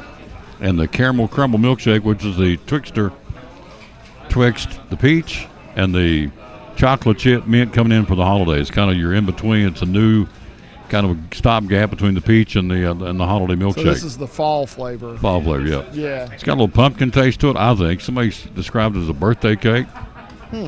I guess each person's palate will come up with a different description, but Yeah. it's good. The honey pepper pimento. Is Honey that something pepper you may want to pimento. jump on and try? I will try that. Yeah, There you go. absolutely. I All right. like pimento cheese, so yeah. Just tell them to get that today for your meal. See what you, see Yeah, what I'll you see, think. I'll see if they'll give it to me. Yeah. Oh, they'll give it to you. Yeah. Okay. I'll make them off the camera. Give it to you. I'll go ahead and I'll go out on the limb. Go ahead and tell you you'll have that honey pepper pimento if that's what you want. So Okay.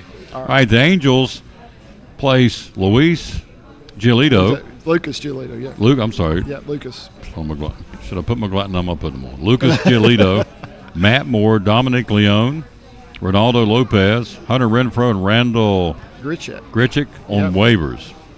Now, what does that mean? Does that mean can somebody else get them if you get put on waivers? Yep.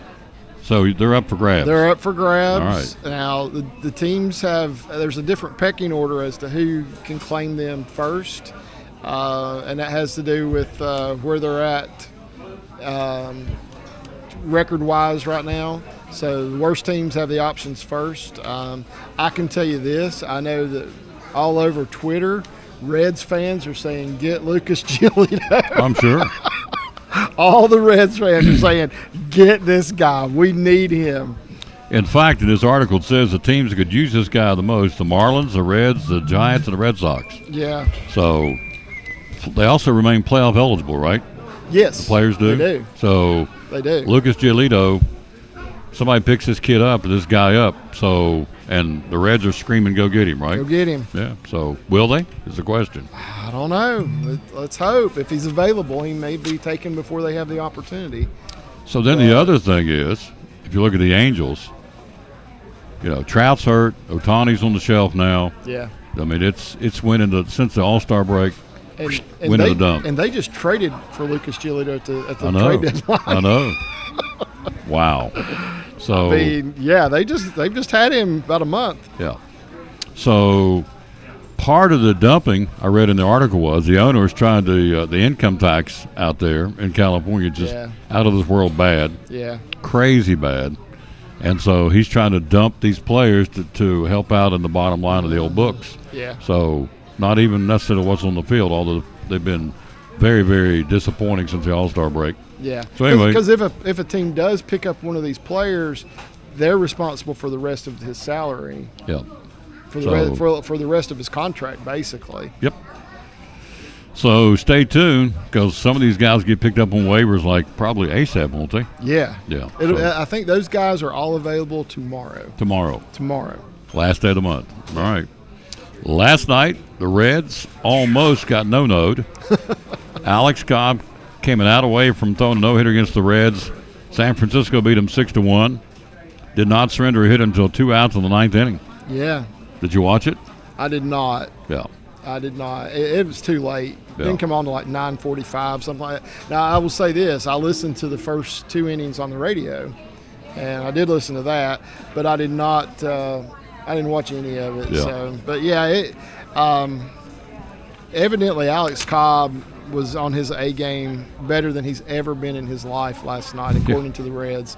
They said he didn't miss with anything. He hit his spots exactly like he wanted to. And he was really on, which, and there were some great plays behind him too. Had to be. Yeah. There was one particular catch in the outfield, I think it was in the 4th inning, that looked like a sure base hit that was taken away. So, and if you're going to get a no-hitter, there's usually always at least 1 or 2 of those behind you. But yeah, Spencer Steer hit a double, knocked in a run with 2 outs in the 9th. So Reds had 1 hit on the evening. That's it. Kim Adler's in the house, ladies and gentlemen. She'll join us. Dancing with the Stars lady. She was one tired puppy Saturday night. She danced with a lot of guys. And Forrest's going to be here, too. He won the thing. Okay. Did you know that, the Dancing with the Stars? I did see that. It came up on my phone and told me who won. He was the winner. I did see that. He won, and the lady was Dr., and we'll let them tell me who it is, but she did an outstanding job, too. Reedy? Get it right? Reddy. Dr. Reddy. Okay. Great event. Loved it. Never been there before. Sold me. I'm hooked. Great. Good stuff. I got to sit at Forrest's table. Good stuff. Are you going to be on it next year? Are you going to be a part of it? No. Oh, come on, Tom. No. But you know what I like? A lot of people would pay really good money to see that. You talking about a newborn calf on ice out there slipping and slide? No. But why did you bring it up in front of her? I just thought it was a good idea. So now she's going to hound me. Why did you? You're very well known. Well, I don't mean squat. That don't mean I can dance. Have you seen me? I can't walk and chew gum across I know this that. floor. That's why I want to see it. That's exactly right. It's my friend Greg. This segment's about to be shortened here momentarily. That's good stuff. All right, you could probably do better than I could do. Yeah. There was a time when I could cut a rug, but that was a long time ago. So, all right, let's go to the Atlanta Braves. Man, oh man. Charlie Morton doing it last night. Yeah. 1 run, 3 hits, struck out 8 over 6 innings. Just the 5th time a pitcher aged 39 or older is allowed 1 run or less, 3 hits or less over at least 6 innings at Coors Field. Who comes up? Who are the nerds that sit and come up with this stuff? There are people that do that. I know, but you're right. They're probably nerds. Listen to this stat. Fifth time a pitcher aged 39 years or older is allowed 1 run or less, 3 hits or less, over at least 6. I can see these guys. Field. I can see these guys are going, oh, I think we got something here. It's like with his pocket protector, and I'm thinking, who comes up? Somebody does. It's okay, because for us it's great, because I got something to talk about. Yeah. But to go back and dig and find this stuff out, I mean, somebody's crazy.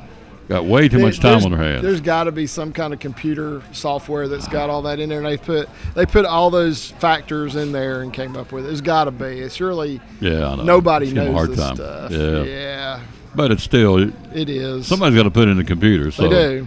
Anyway, Randy Johnson, Tom Glavine, and Greg Maddox are the guys that did it at Coors Field, and so Charlie Morton's right there with him. So they polled all these other GMs in Major League Baseball, and they said, guys, there is no weakness with the Braves. They have no weakness. That's exactly I've never heard right. that before. That's exactly right. Last time I heard that was the Big Red Machine in the 70s. They have no weakness. Yeah. But they said the Braves, they got the pitching, they got the defense, they got the power, got the speed. Yeah. There are no weaknesses in this team right now. That's exactly right. So what do? You just hope you can knock them off when come playoff time. Yeah, hope they're having a bad day. Yeah. That's all you can do. I mean, seriously. Look at that lineup. I mean, my goodness. Yeah. You get through this one, you got to deal with this one. You get through this one, go Rutrow. Here comes Olsen. Yeah. Here comes Murphy. Yeah. Here comes Acuna. Here comes Albies. Yeah. Here comes Ozuna. Acuna, rather, or Ozuna. Acuna is having just a phenomenal year. So he's going to be probably the first 30-60 guy. Yeah. 30 home runs and 60 stolen bases in a season. Yeah. And I think he only needs one more home run to do that, because he's got over 60 stolen bases now. So crazy good season. But, I mean, there's other players even in the talk now for MVP in the National League. I mean, at one time he was the only candidate we were talking about. But, now you hear a little bit about Mookie Betts and Freddie Freeman and even Matt Olson as possibilities as well. We're talking to Greg Salyer live here at Chick-fil-A in Johnson City. We're going to be joined by Kim Adler and Forrest Holt. Almost said Forrest Gump. Forrest Holt from Dancing with the Stars coming up here in a minute. Clayton Kershaw last night did it again. Kershaw now has 209 wins, matching Don Drysdale for second most in Dodgers history. Sutton has it with 233. I don't know if he can catch Sutton, but he caught Drysdale. He caught Drysdale for sure. Yeah, and when you're matching a Hall of Famer like that, then you're pretty good. All right, Colorado Rockies Monday night. Ronald Acuna Jr. goes out and gets tackled by a fan coming out of the stands. Yeah. All right, how do we fix it? We had a shooting in Chicago at Guaranteed Field. Did you know that? Spokesman of Chicago Police Department says the investigation remains active. Incident, again, at Guaranteed Rate Field on Friday night, A's and White Sox game, involving a gun that went off inside the park. Both women were wounded. 42 and 26-year-old ladies expect to recover from the shooting that occurred during the fourth inning. 42-year-old lady sustained a gunshot wound to the leg. The 26-year-old had a graze wound to the abdomen. I don't know if they knew each other. There was a fight. Don't know. But a gun went off, and 2 people got hurt, went to the hospital in Chicago. So if the gun went off inside the home of the White Sox, now how was the gun brought into the facility? Major League Baseball has had mandatory metal detector screening in place since opening day in 2015. So how did somebody get in there with a gun? Good question. Yeah. So I walked into Great American Ballpark just a few weeks ago, walked through the metal detector, and no problems. No problem. You left but if I'd had a gun in my pocket, there would have been a problem. Yeah. Now and I know the rules for Great American Ballpark, because I've been there. I can give tours of that place, but my daughters could even give tours of that place. But so I'm carrying a soft side cooler with me as I walk through the metal detector. It's got some bottles of water, a few bottles of I think it was Pepsi Zero, something like that. Some of those drinks, and I walked through and I'm going over for them to inspect my bag, because they always do. And the guy told me, he said, "You carried that bag through the metal detector. Go on, you're good." They didn't even look in my bag. Wow. But, I mean, they knew there was no metal in it. It was all plastic bottles. You have to have plastic bottles that are sealed. And I thought they would make sure they were, but they didn't look at them. Let's take a look at Major League Baseball's schedule for this Wednesday. Day games. White Sox in Baltimore. Kyle Gibson, 13-7 for the Orioles. Angels at Philadelphia. Cleveland and Minnesota. Tanner Bibee 10-3 will be on the hill for Cleveland today, 10-game winner. San Diego at St. Louis, these are all day games. Milwaukee and the Cubs, we'll talk about the pennant race in a moment. Washington and Toronto, Chris Bassett 12-7 and Corbin at 9-11. He's trying to get his 10th win of the season for the Nationals, who are a bad team. Reds will be taking on Logan Webb, who's going after his 10th win of the season, against Hunter Green, 3:45 in San Francisco. Houston and Boston, Framber Valdez trying to get his 10th win for the Astros in Fenway. Oakland and Seattle, the Yankees and Detroit. Garrett Cole, 11-4 on the hill for the Yankees. Quietly having a good year. One of the more positive things happening for Yankee baseball this year. Yeah. He's done what they've asked him. They signed him, and he's produced. He's delivered. The Mets in Texas, Dane Dunning, 9-6 for Texas, trying to get his 10th win of the season. Tampa Bay at Miami tonight. Jesus Luzardo, 9-8 for the Marlins, and Zach Eflin, 13-8 for Tampa Bay. That's a pretty good matchup. That is. Pirates will be in Kansas City tonight. You also have Atlanta. It'll be Darius Vines, his start. Guess he's Major League debut, isn't it? Major League debut. Yeah, for the Braves. Absolutely. In Colorado. And the Dodgers will take on the Diamondbacks at Dodger Stadium. Tony, guy got hurt for the Dodgers, Gonzalez. Yeah, Gonzalez. Gonzalez? Yeah, so. He's out. Tommy John surgery done for the rest of the year. So it's been a tough year for the Dodgers, and yet they are 82-49. Unbelievable. I know. With no Walker Buehler.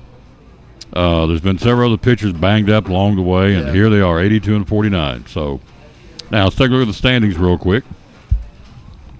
In the American League East, Baltimore's won 2 in a row, 8 out of 10. They lead the Rays, who won't go away. They've won 3 in a row, 8 out of 10. They're 2.5 better. That's a heck of a race right there. That is, 2.5 games coming down to a month left in the season. It's going to be a 2-horse race. Toronto's 11.5 back now, so they're, unless something major happens, they're pretty much out of it. It appears, but 2 good teams. Both of those teams will be in the playoffs.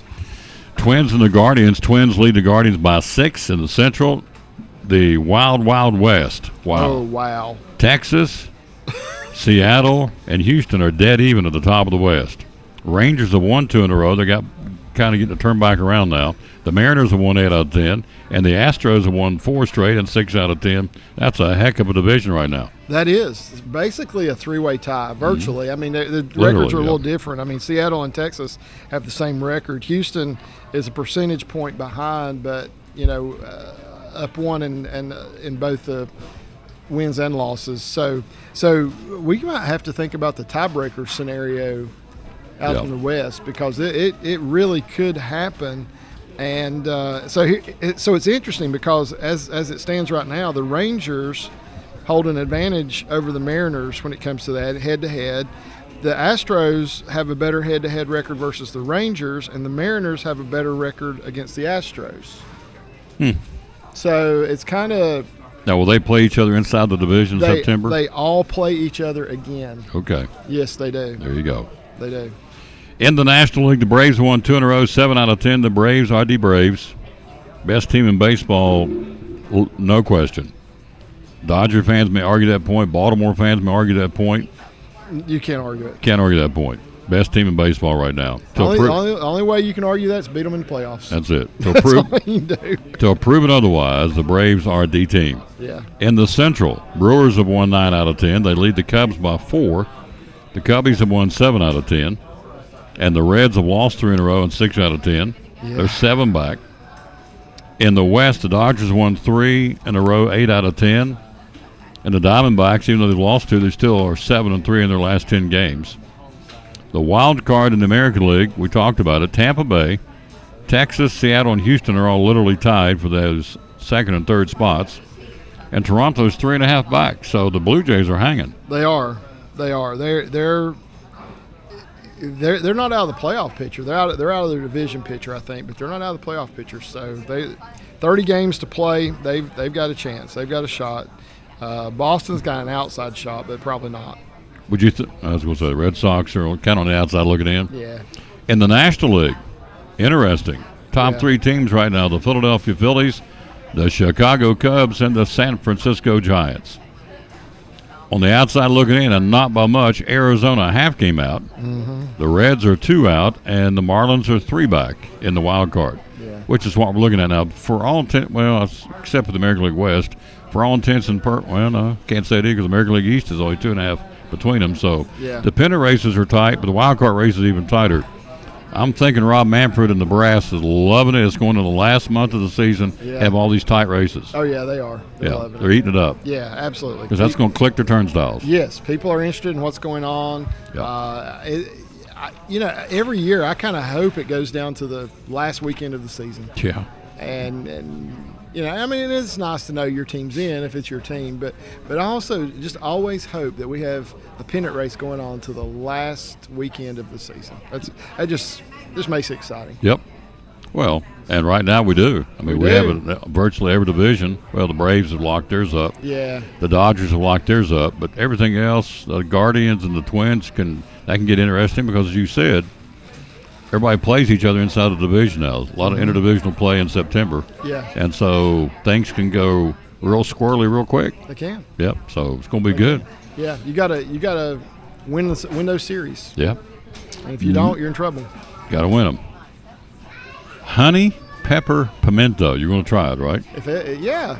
Yeah. Yeah, I'm gonna ask for it. Say, hey, can I have that honey pepper pimento? Yeah, I don't care. Yeah, and you know what? I walked over there to look at the menu, but look, there's a huge sign right there that says it. Honey, pepper, pimento chicken sandwich. And we didn't even see it. Never even saw it. Yeah. No. Huge sign. No.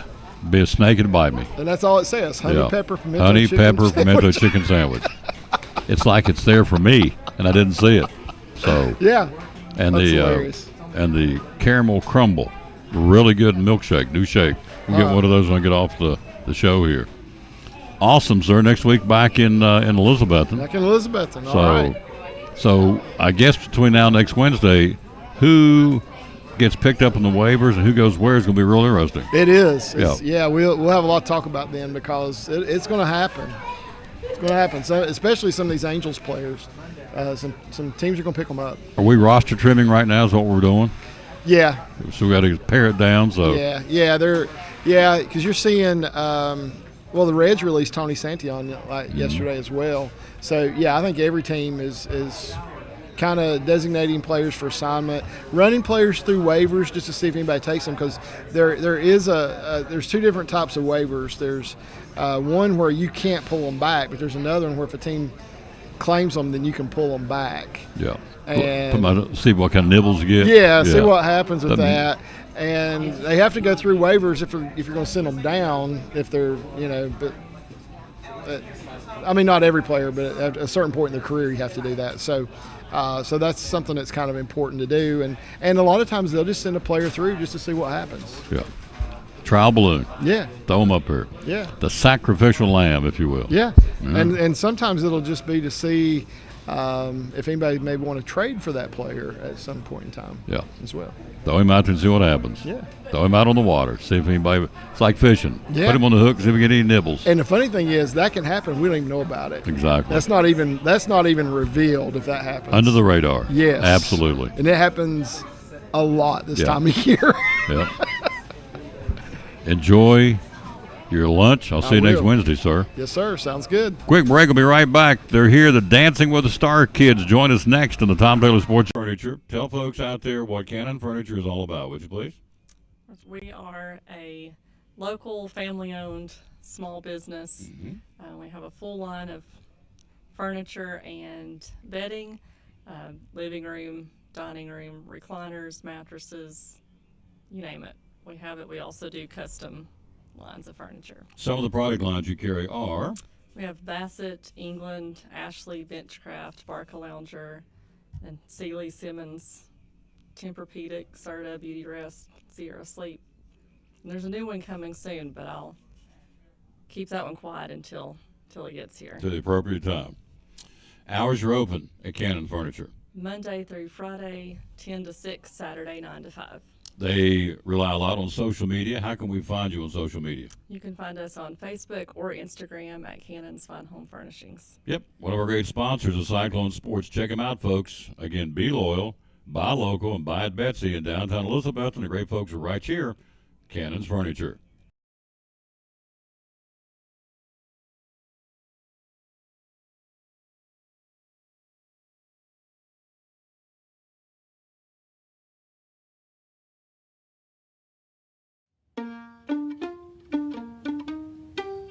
I guess you would. I work at the Chick-fil-A. I go to that Chick-fil-A all the time. He came to the drive-thru. Before I can give him his change, he drove away. It was a month before he came back in. Marcus hands me this envelope, and it's like $3. I kept it in my back pocket for over a month. That's crazy. I'm just like pretty stunned. She's like, dude, you serious? What? Appreciate the $3, man. And we found out we both play trumpet.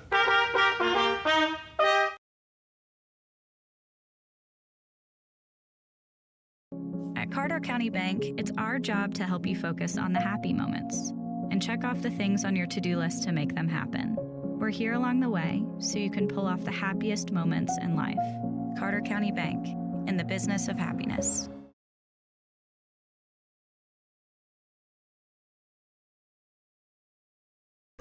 Back on the Tom Taylor Sports Show, look who stopped by. This is the Rose and the Thorn segment right here. This would be Mrs. Adler. And, wow, Dancing with the Stars. Had a chance to be there Saturday night. I'm impressed by you and Hub. I'm telling you.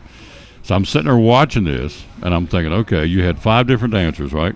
Yes. Okay. She had 5 different, totally different guys she danced with. Her husband dances with the 5 different ladies. So Forrest's routine and the music and the steps is totally different than the next guy.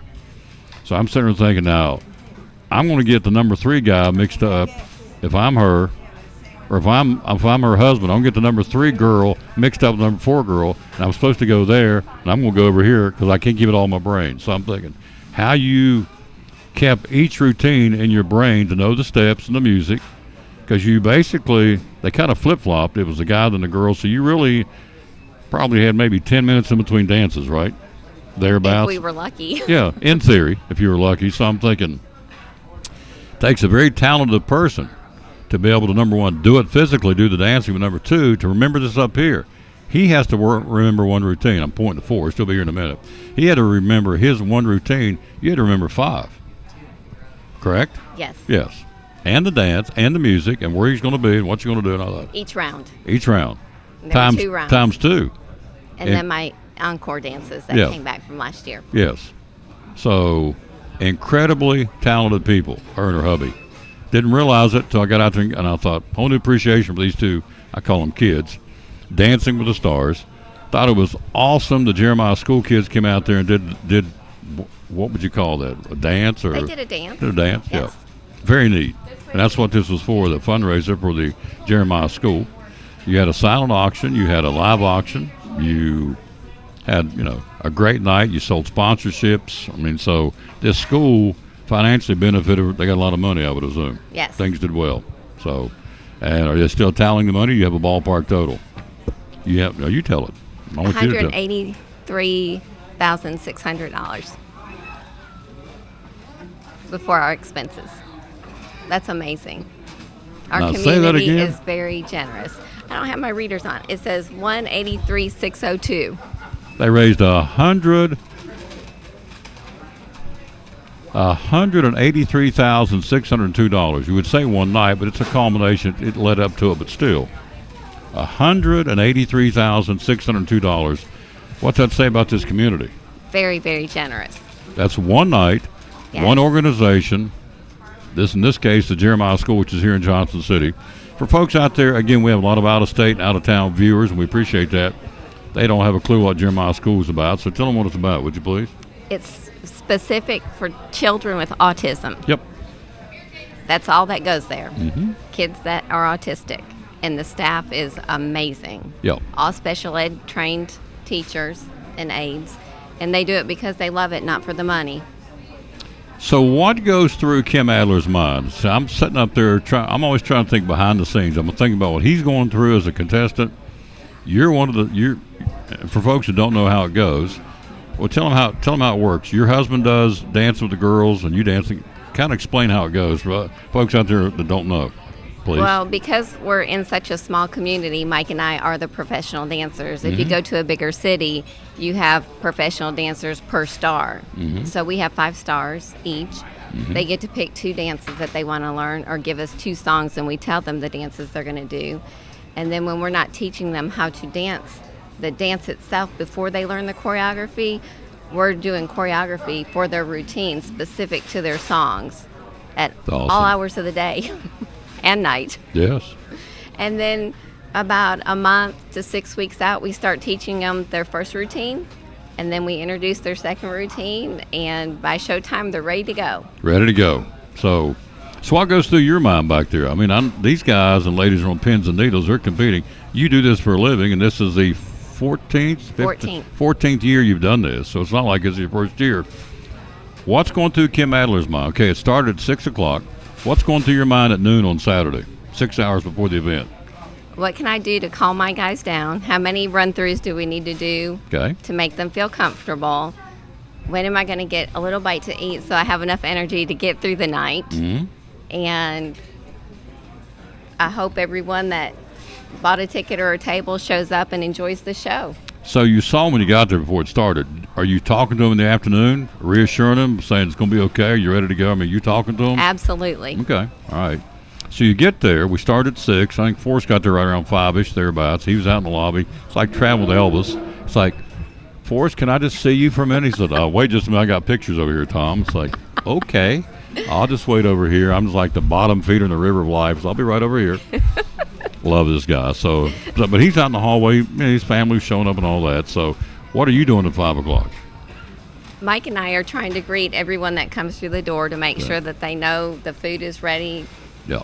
Go get what they want and to enjoy the show, and we just really appreciate their support for them to come. So this is your event, you and your husband. Yes. So you got to make sure the food's coordinated. You got to make sure the program's out on the table. So not just dancing, you're in charge of the whole kit and caboodle, correct? Yes. Okay, that's what I thought. I want to make sure. So I'm thinking even more stress and pressure. So they come up and we're out of chocolate cake, we're out of tea, whatever. It's like, we'll go get more tea or whatever it takes. So there's all these little things that can go wrong, which didn't, I don't think. So we have a bunch of great volunteers that we couldn't do without them. Exactly. So the event starts. Sarah Diamond did a phenomenal job emceeing it. You had your judges. Music cranks up. We're off and running. We go through the first set. You have an intermission. What's going through Kim's mind? Intermission. You halfway through. Now what are you thinking about? Let's put on a show. Let's give it our all. We're going to leave it on the floor. Just go out there and have fun. Awesome. And that's what they did. Yes. It's a fun event. Great event. Never been there before. And thanks to Forrest, got invited, and so had a chance to sit there at the table, and it was neat. I thought it was cool with the different tables, understandably so. Yeah, we had signs that Forrest put up signs with the letters spelled out his name, and so other folks did other ways. They had the bullhorns, or whatever you want to call them, and just the different tables cheered the different people different ways. Thought that was really neat too. It is very neat. So Forrest wins the guys. The lady that won the female champion was Dr. Radhika Reddy. Radhika Reddy. Neat lady. Got a chance to meet her. Very neat. You had some other, do you know the other awards off the top of your head? Laura DeGennaro won for raising the most in-kind donations. Radhika won for raising the most money. And Laura won for People's Choice. People's Choice, yep. So neat stuff. So you put a wrap on it. We're done. $183,602 raised for the Jeremiah School. That goes just to the daily operations. Is that where it goes? Well, they'll use it to the best of their needs. They're trying to do several different programs. One is the transitional living program for the older children. Once they graduate school, an 18-year-old still needs a mom and a dad to help guide them, and these kids need that even more. So they're going to have like a living quarters there, and they're going to teach them how to do laundry and how to grocery shop and how to make a bed and do all the things that you need to know how to do. That you and I do. Make it on your own, Just yes. Basic day-to-day activities. So, and they brought up another good point too, and I'd forgotten about this, but children with autism, bright lights and large and big noises and high volume things tends to upset the apple cart, if you will. And so these kids came out there and lights were on, the music was playing. It didn't faze them. It was really cool. I think they had the time of their lives. Absolutely, yeah. So I thought that's what, for me, I thought, okay, to hear about the kids, but to bring them out there and let us see, here's who we're helping. Yeah, that was a clincher for me. So good stuff. So now what happens? What do you do between now and next year? We start getting our stars for next year. Do you really? Oh yeah. Yeah. So the nominees are flowing in, and our committee will take a look at them, and Mike and I will introduce ourselves to them as soon as we have 5 men and 5 women, and we'll start this all over again for next year. So what does Mike and Kim do in December for Dancing with the Stars? I mean, here it is, August. We just finished up, getting ready to start again. So what are you doing along the way? You pick the contestants, or I guess it's so what you call them, contestants? Yes, So, stars. or the dancers, the stars. So you pick them. So what do they do between now and the first of the year?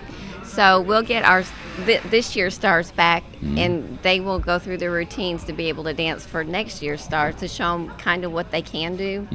If Mike and I dance all the routines for stars, it kind of intimidates them. So we want to show them what somebody out in the community can do, and the dances that they don't do, Mike and I will do. So we'll be dancing and putting on our dance demonstration for the new stars, and then we'll just talk to them about why we have the event, how it got started, who it's for, what their expectations are, and answer any questions they might have for us. So there's not a lot. People are coming in; they don't know us. Right. We don't know them. Exactly.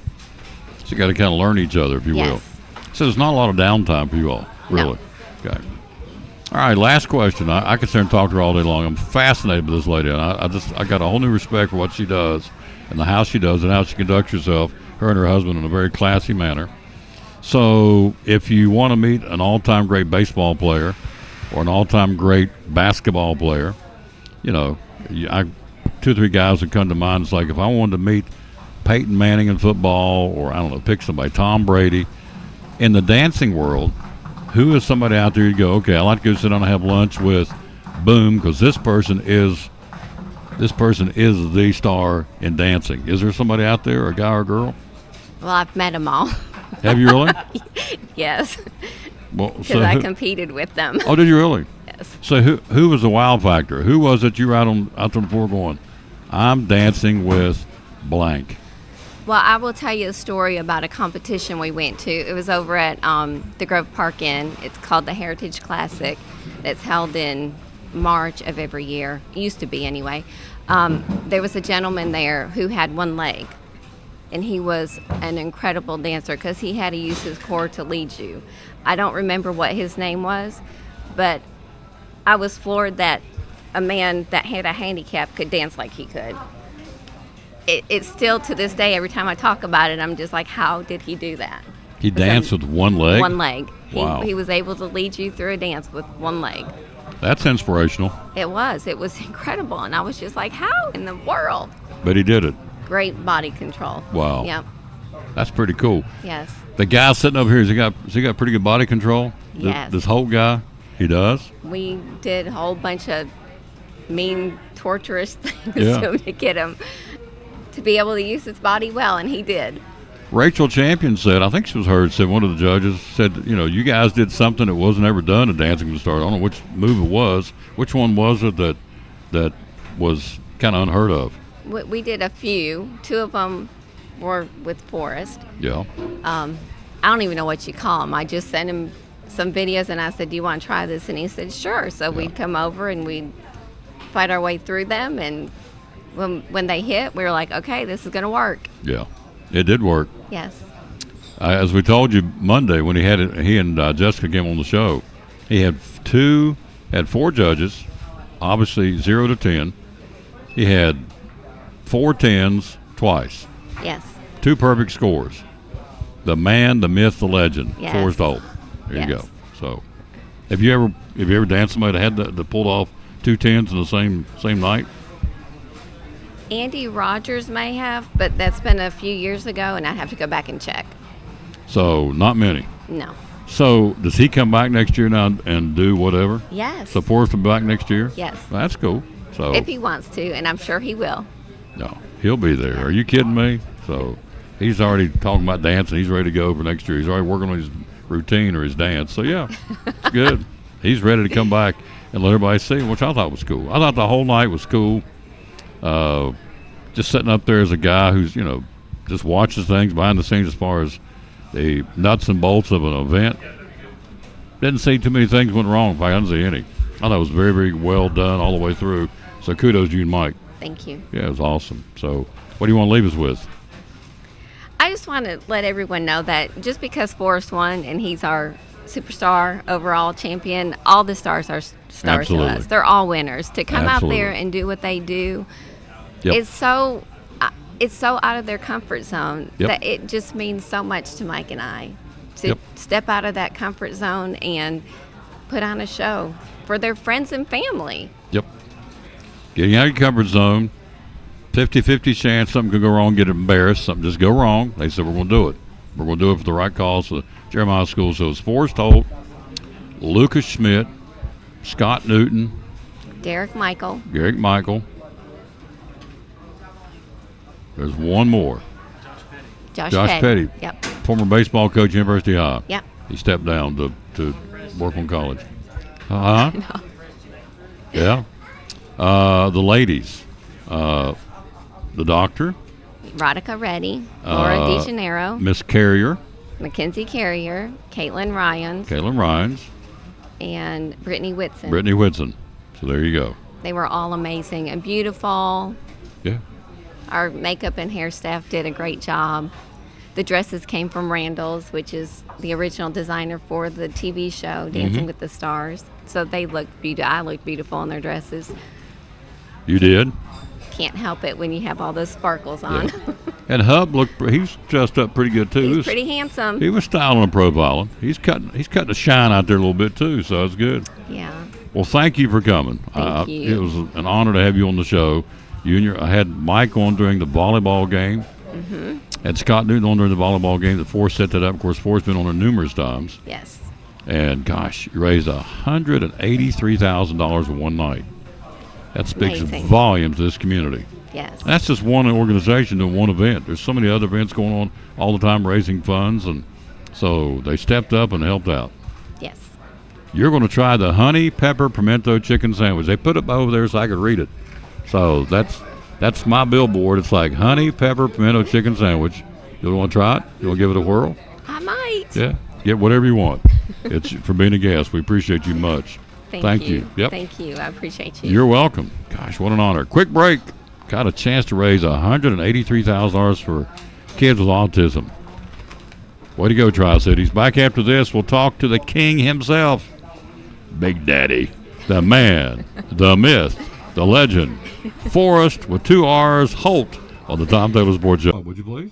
Eagle Center Co-op is a great collection of antiques and collectibles, coins, cast iron, vintage furniture, artwork, just about anything that you can think of. And I always say that it's full of things from the past that tell a story when people no longer can.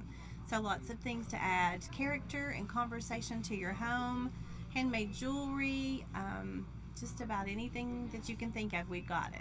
You have a waiting list. How many vendors right now? We have close to 50 vendors, and we have a 2-page waiting list for people who would like to become vendors, and hopefully we can work those in somehow. It's exciting. Hours are open.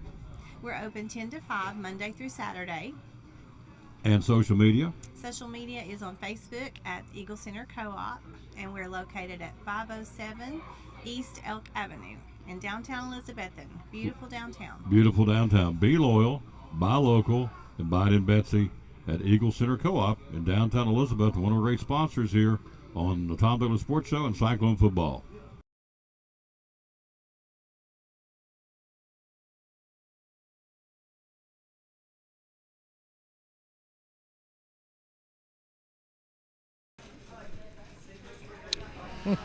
We're back.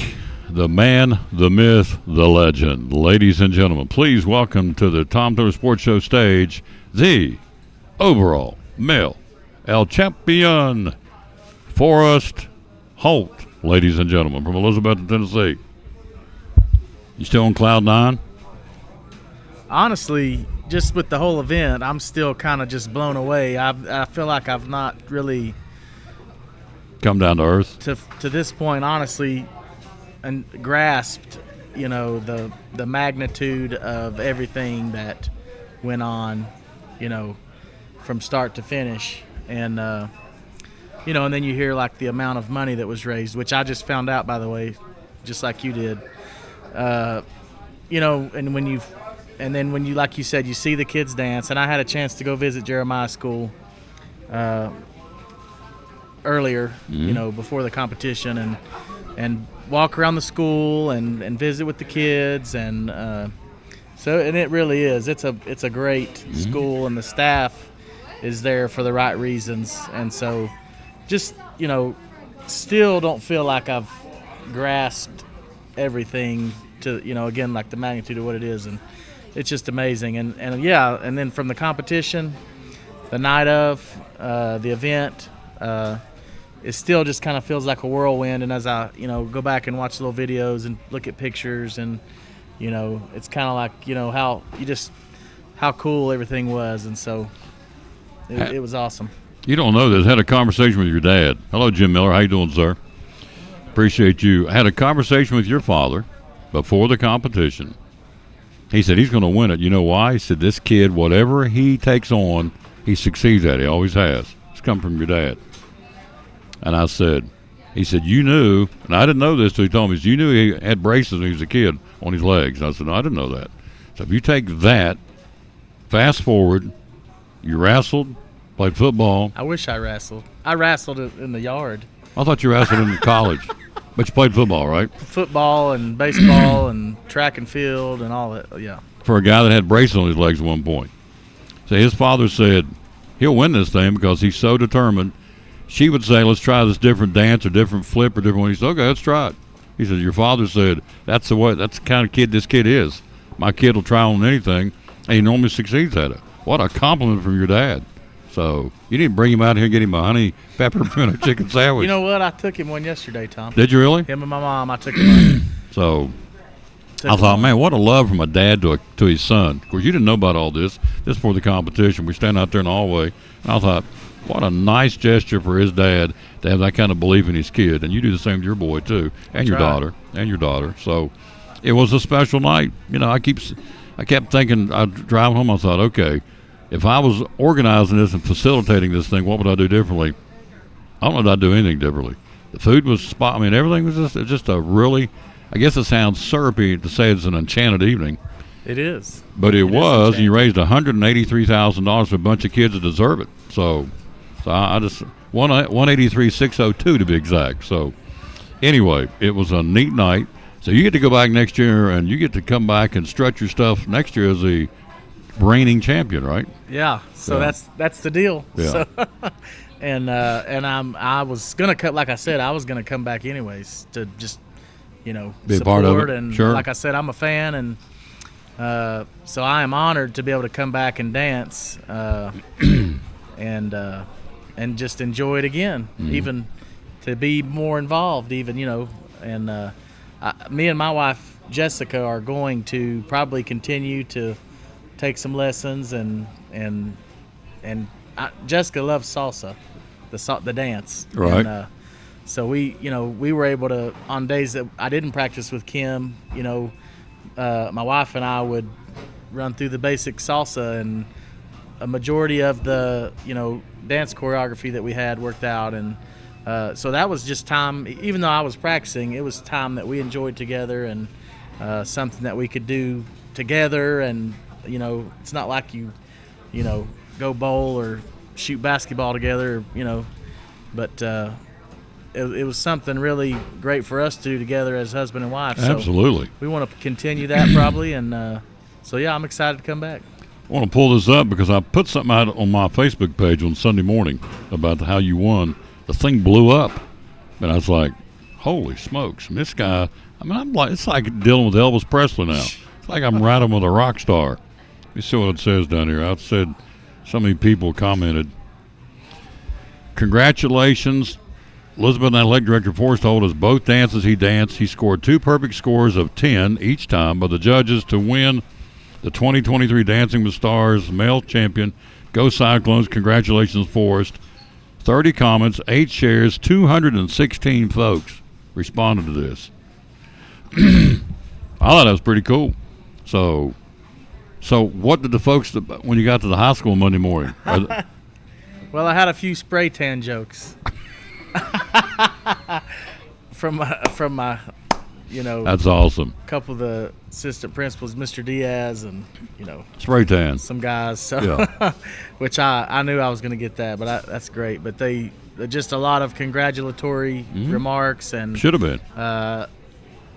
All the ladies that work in the cafeteria were excited, and you know, because I try to get to know everybody there. So I was showing some people some more people the video this morning, and so it's just a lot of fun, you know, and get to explain too, you know, what it's all about, because people don't know, like, okay, you're doing Dancing with the Tri-City Stars, right? Okay, well, why are you doing that? You know, is it just somebody said, is it a dance club or something? I said, no, it's a fundraiser. So you get to explain and tell what it's all about, and so it's cool to do that too. So to raise awareness and got a chance to talk about building, you know, I'm sure every year they've built up, and you know, attendance and funds, and you know, I would like to continue to help, just, you know, even though I wouldn't be competing again, to continue to support them and get some people to understand. The heat was on you because Sean Witten went over there and won it. Oh yeah. Justin Smith went over and won it. Yeah. Jones went totally blank. Jeff Jones is from Elizabethton. He won it.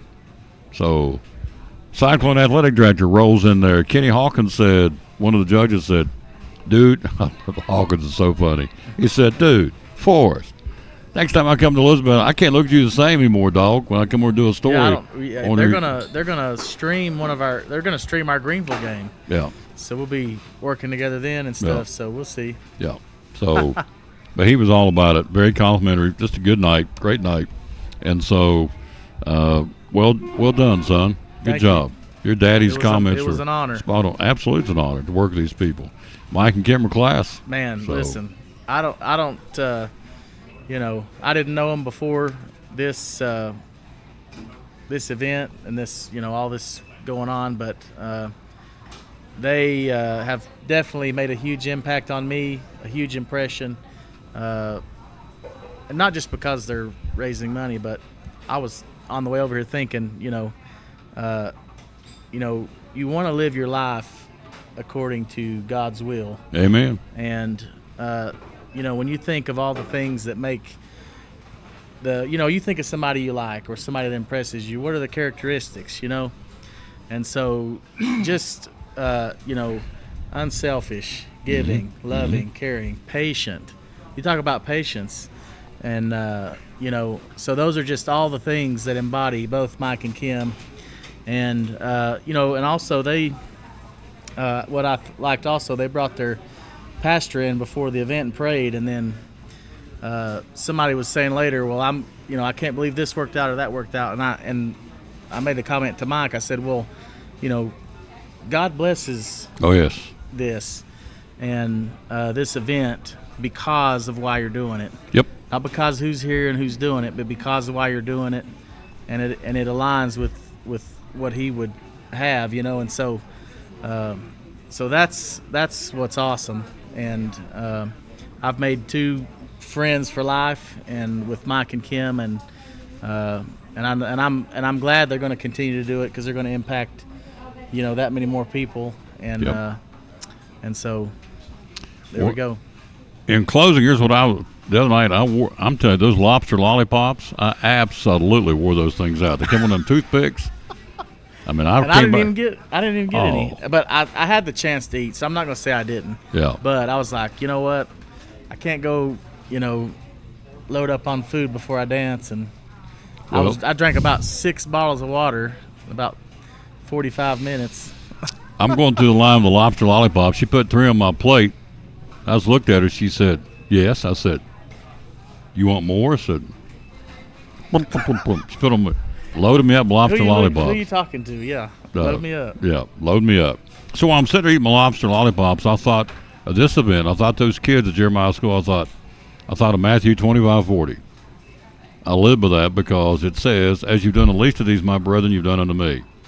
So in my mind, I'm a simple, dumb old country boy, and I take it literally. So I'm thinking, okay, when you're helping somebody, whoever it is as if you're helping the good Lord Himself. Mm-hmm. So when you raise money for these autistic children at Jeremiah School, in my mind, it's Matthew 25:40.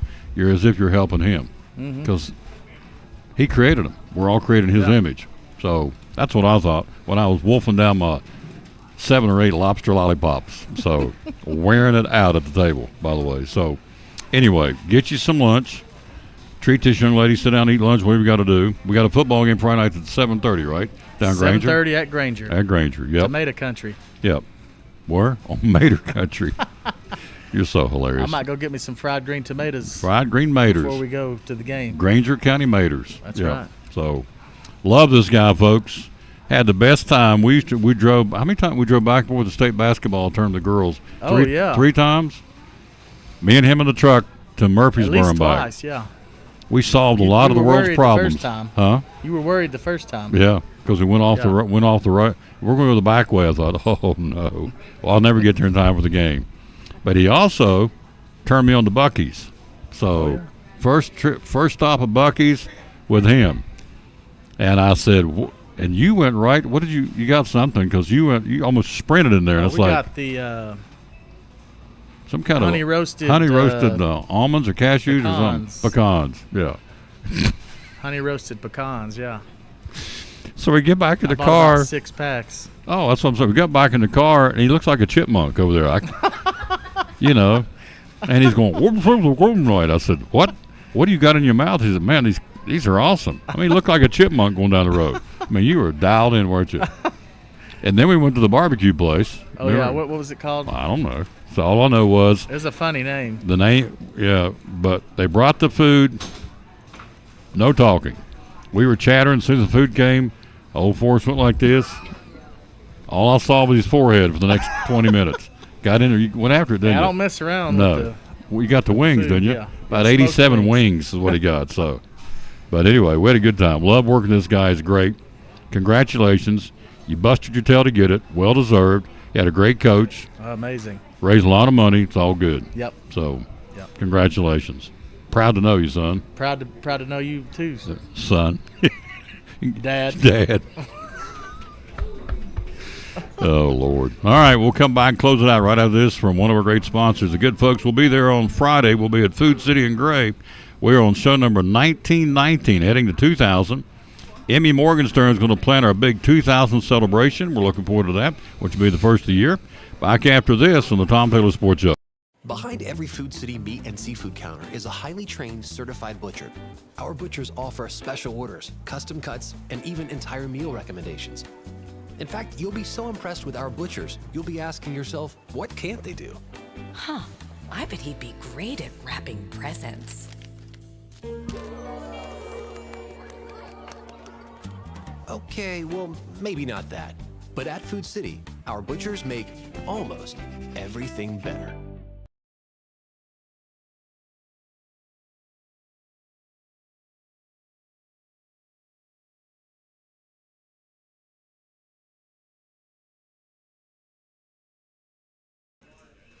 And back on the Tom Taylor Sports Show. Big thanks to our guest today, Doug Fritz, Johnson City Press, Kingsport Times News, talking high school football and just sports in general. Captain Benny Carringer from the Salvation Army of Johnson City. Also, Greg Salyer talking Major League Baseball. We wrapped it up, obviously, just now with the kids from Dancing with the Stars. Our athletic director, Elizabethan, Forrest Holt, and Kim Adler from Dancing with the Stars. $183,602 that they raised in one night for Dancing with the Stars. How about that? Incredible. For those kids at Jeremiah School, it's awesome. So there you go. All right. Enjoy your Wednesday. If you don't have church plans, we'd love to have you come worship with us at Pleasant Beach Baptist Church in Elizabethton on Watauga Road. The kids' activity started at 7, the Master Club. We are adding new kids all the time. And you would also know that our church service starts at 7 tonight. So prayer meeting at 7 at Pleasant Beach Baptist Church. If we don't see you tonight, we'll see you tomorrow, I hope. We'll be at Poor Chav's Deli tomorrow. Going to be joined by Sean Whitnett, football coach of the Elizabethton Cyclones, getting ready to take the third-ranked team in the state on the road to Granger. And we'll be joined by Rob Fritz from the Hampton Bulldogs, talking about the Bulldogs playing Pisgah, North Carolina, I believe, this week. I got some other guests lined up as well. We're looking forward to being there tomorrow, again, at Poor Chav's Deli in Elizabethton. We'll wrap it up as we always do, but give you the verse of the day. We always tell you the verse of the day.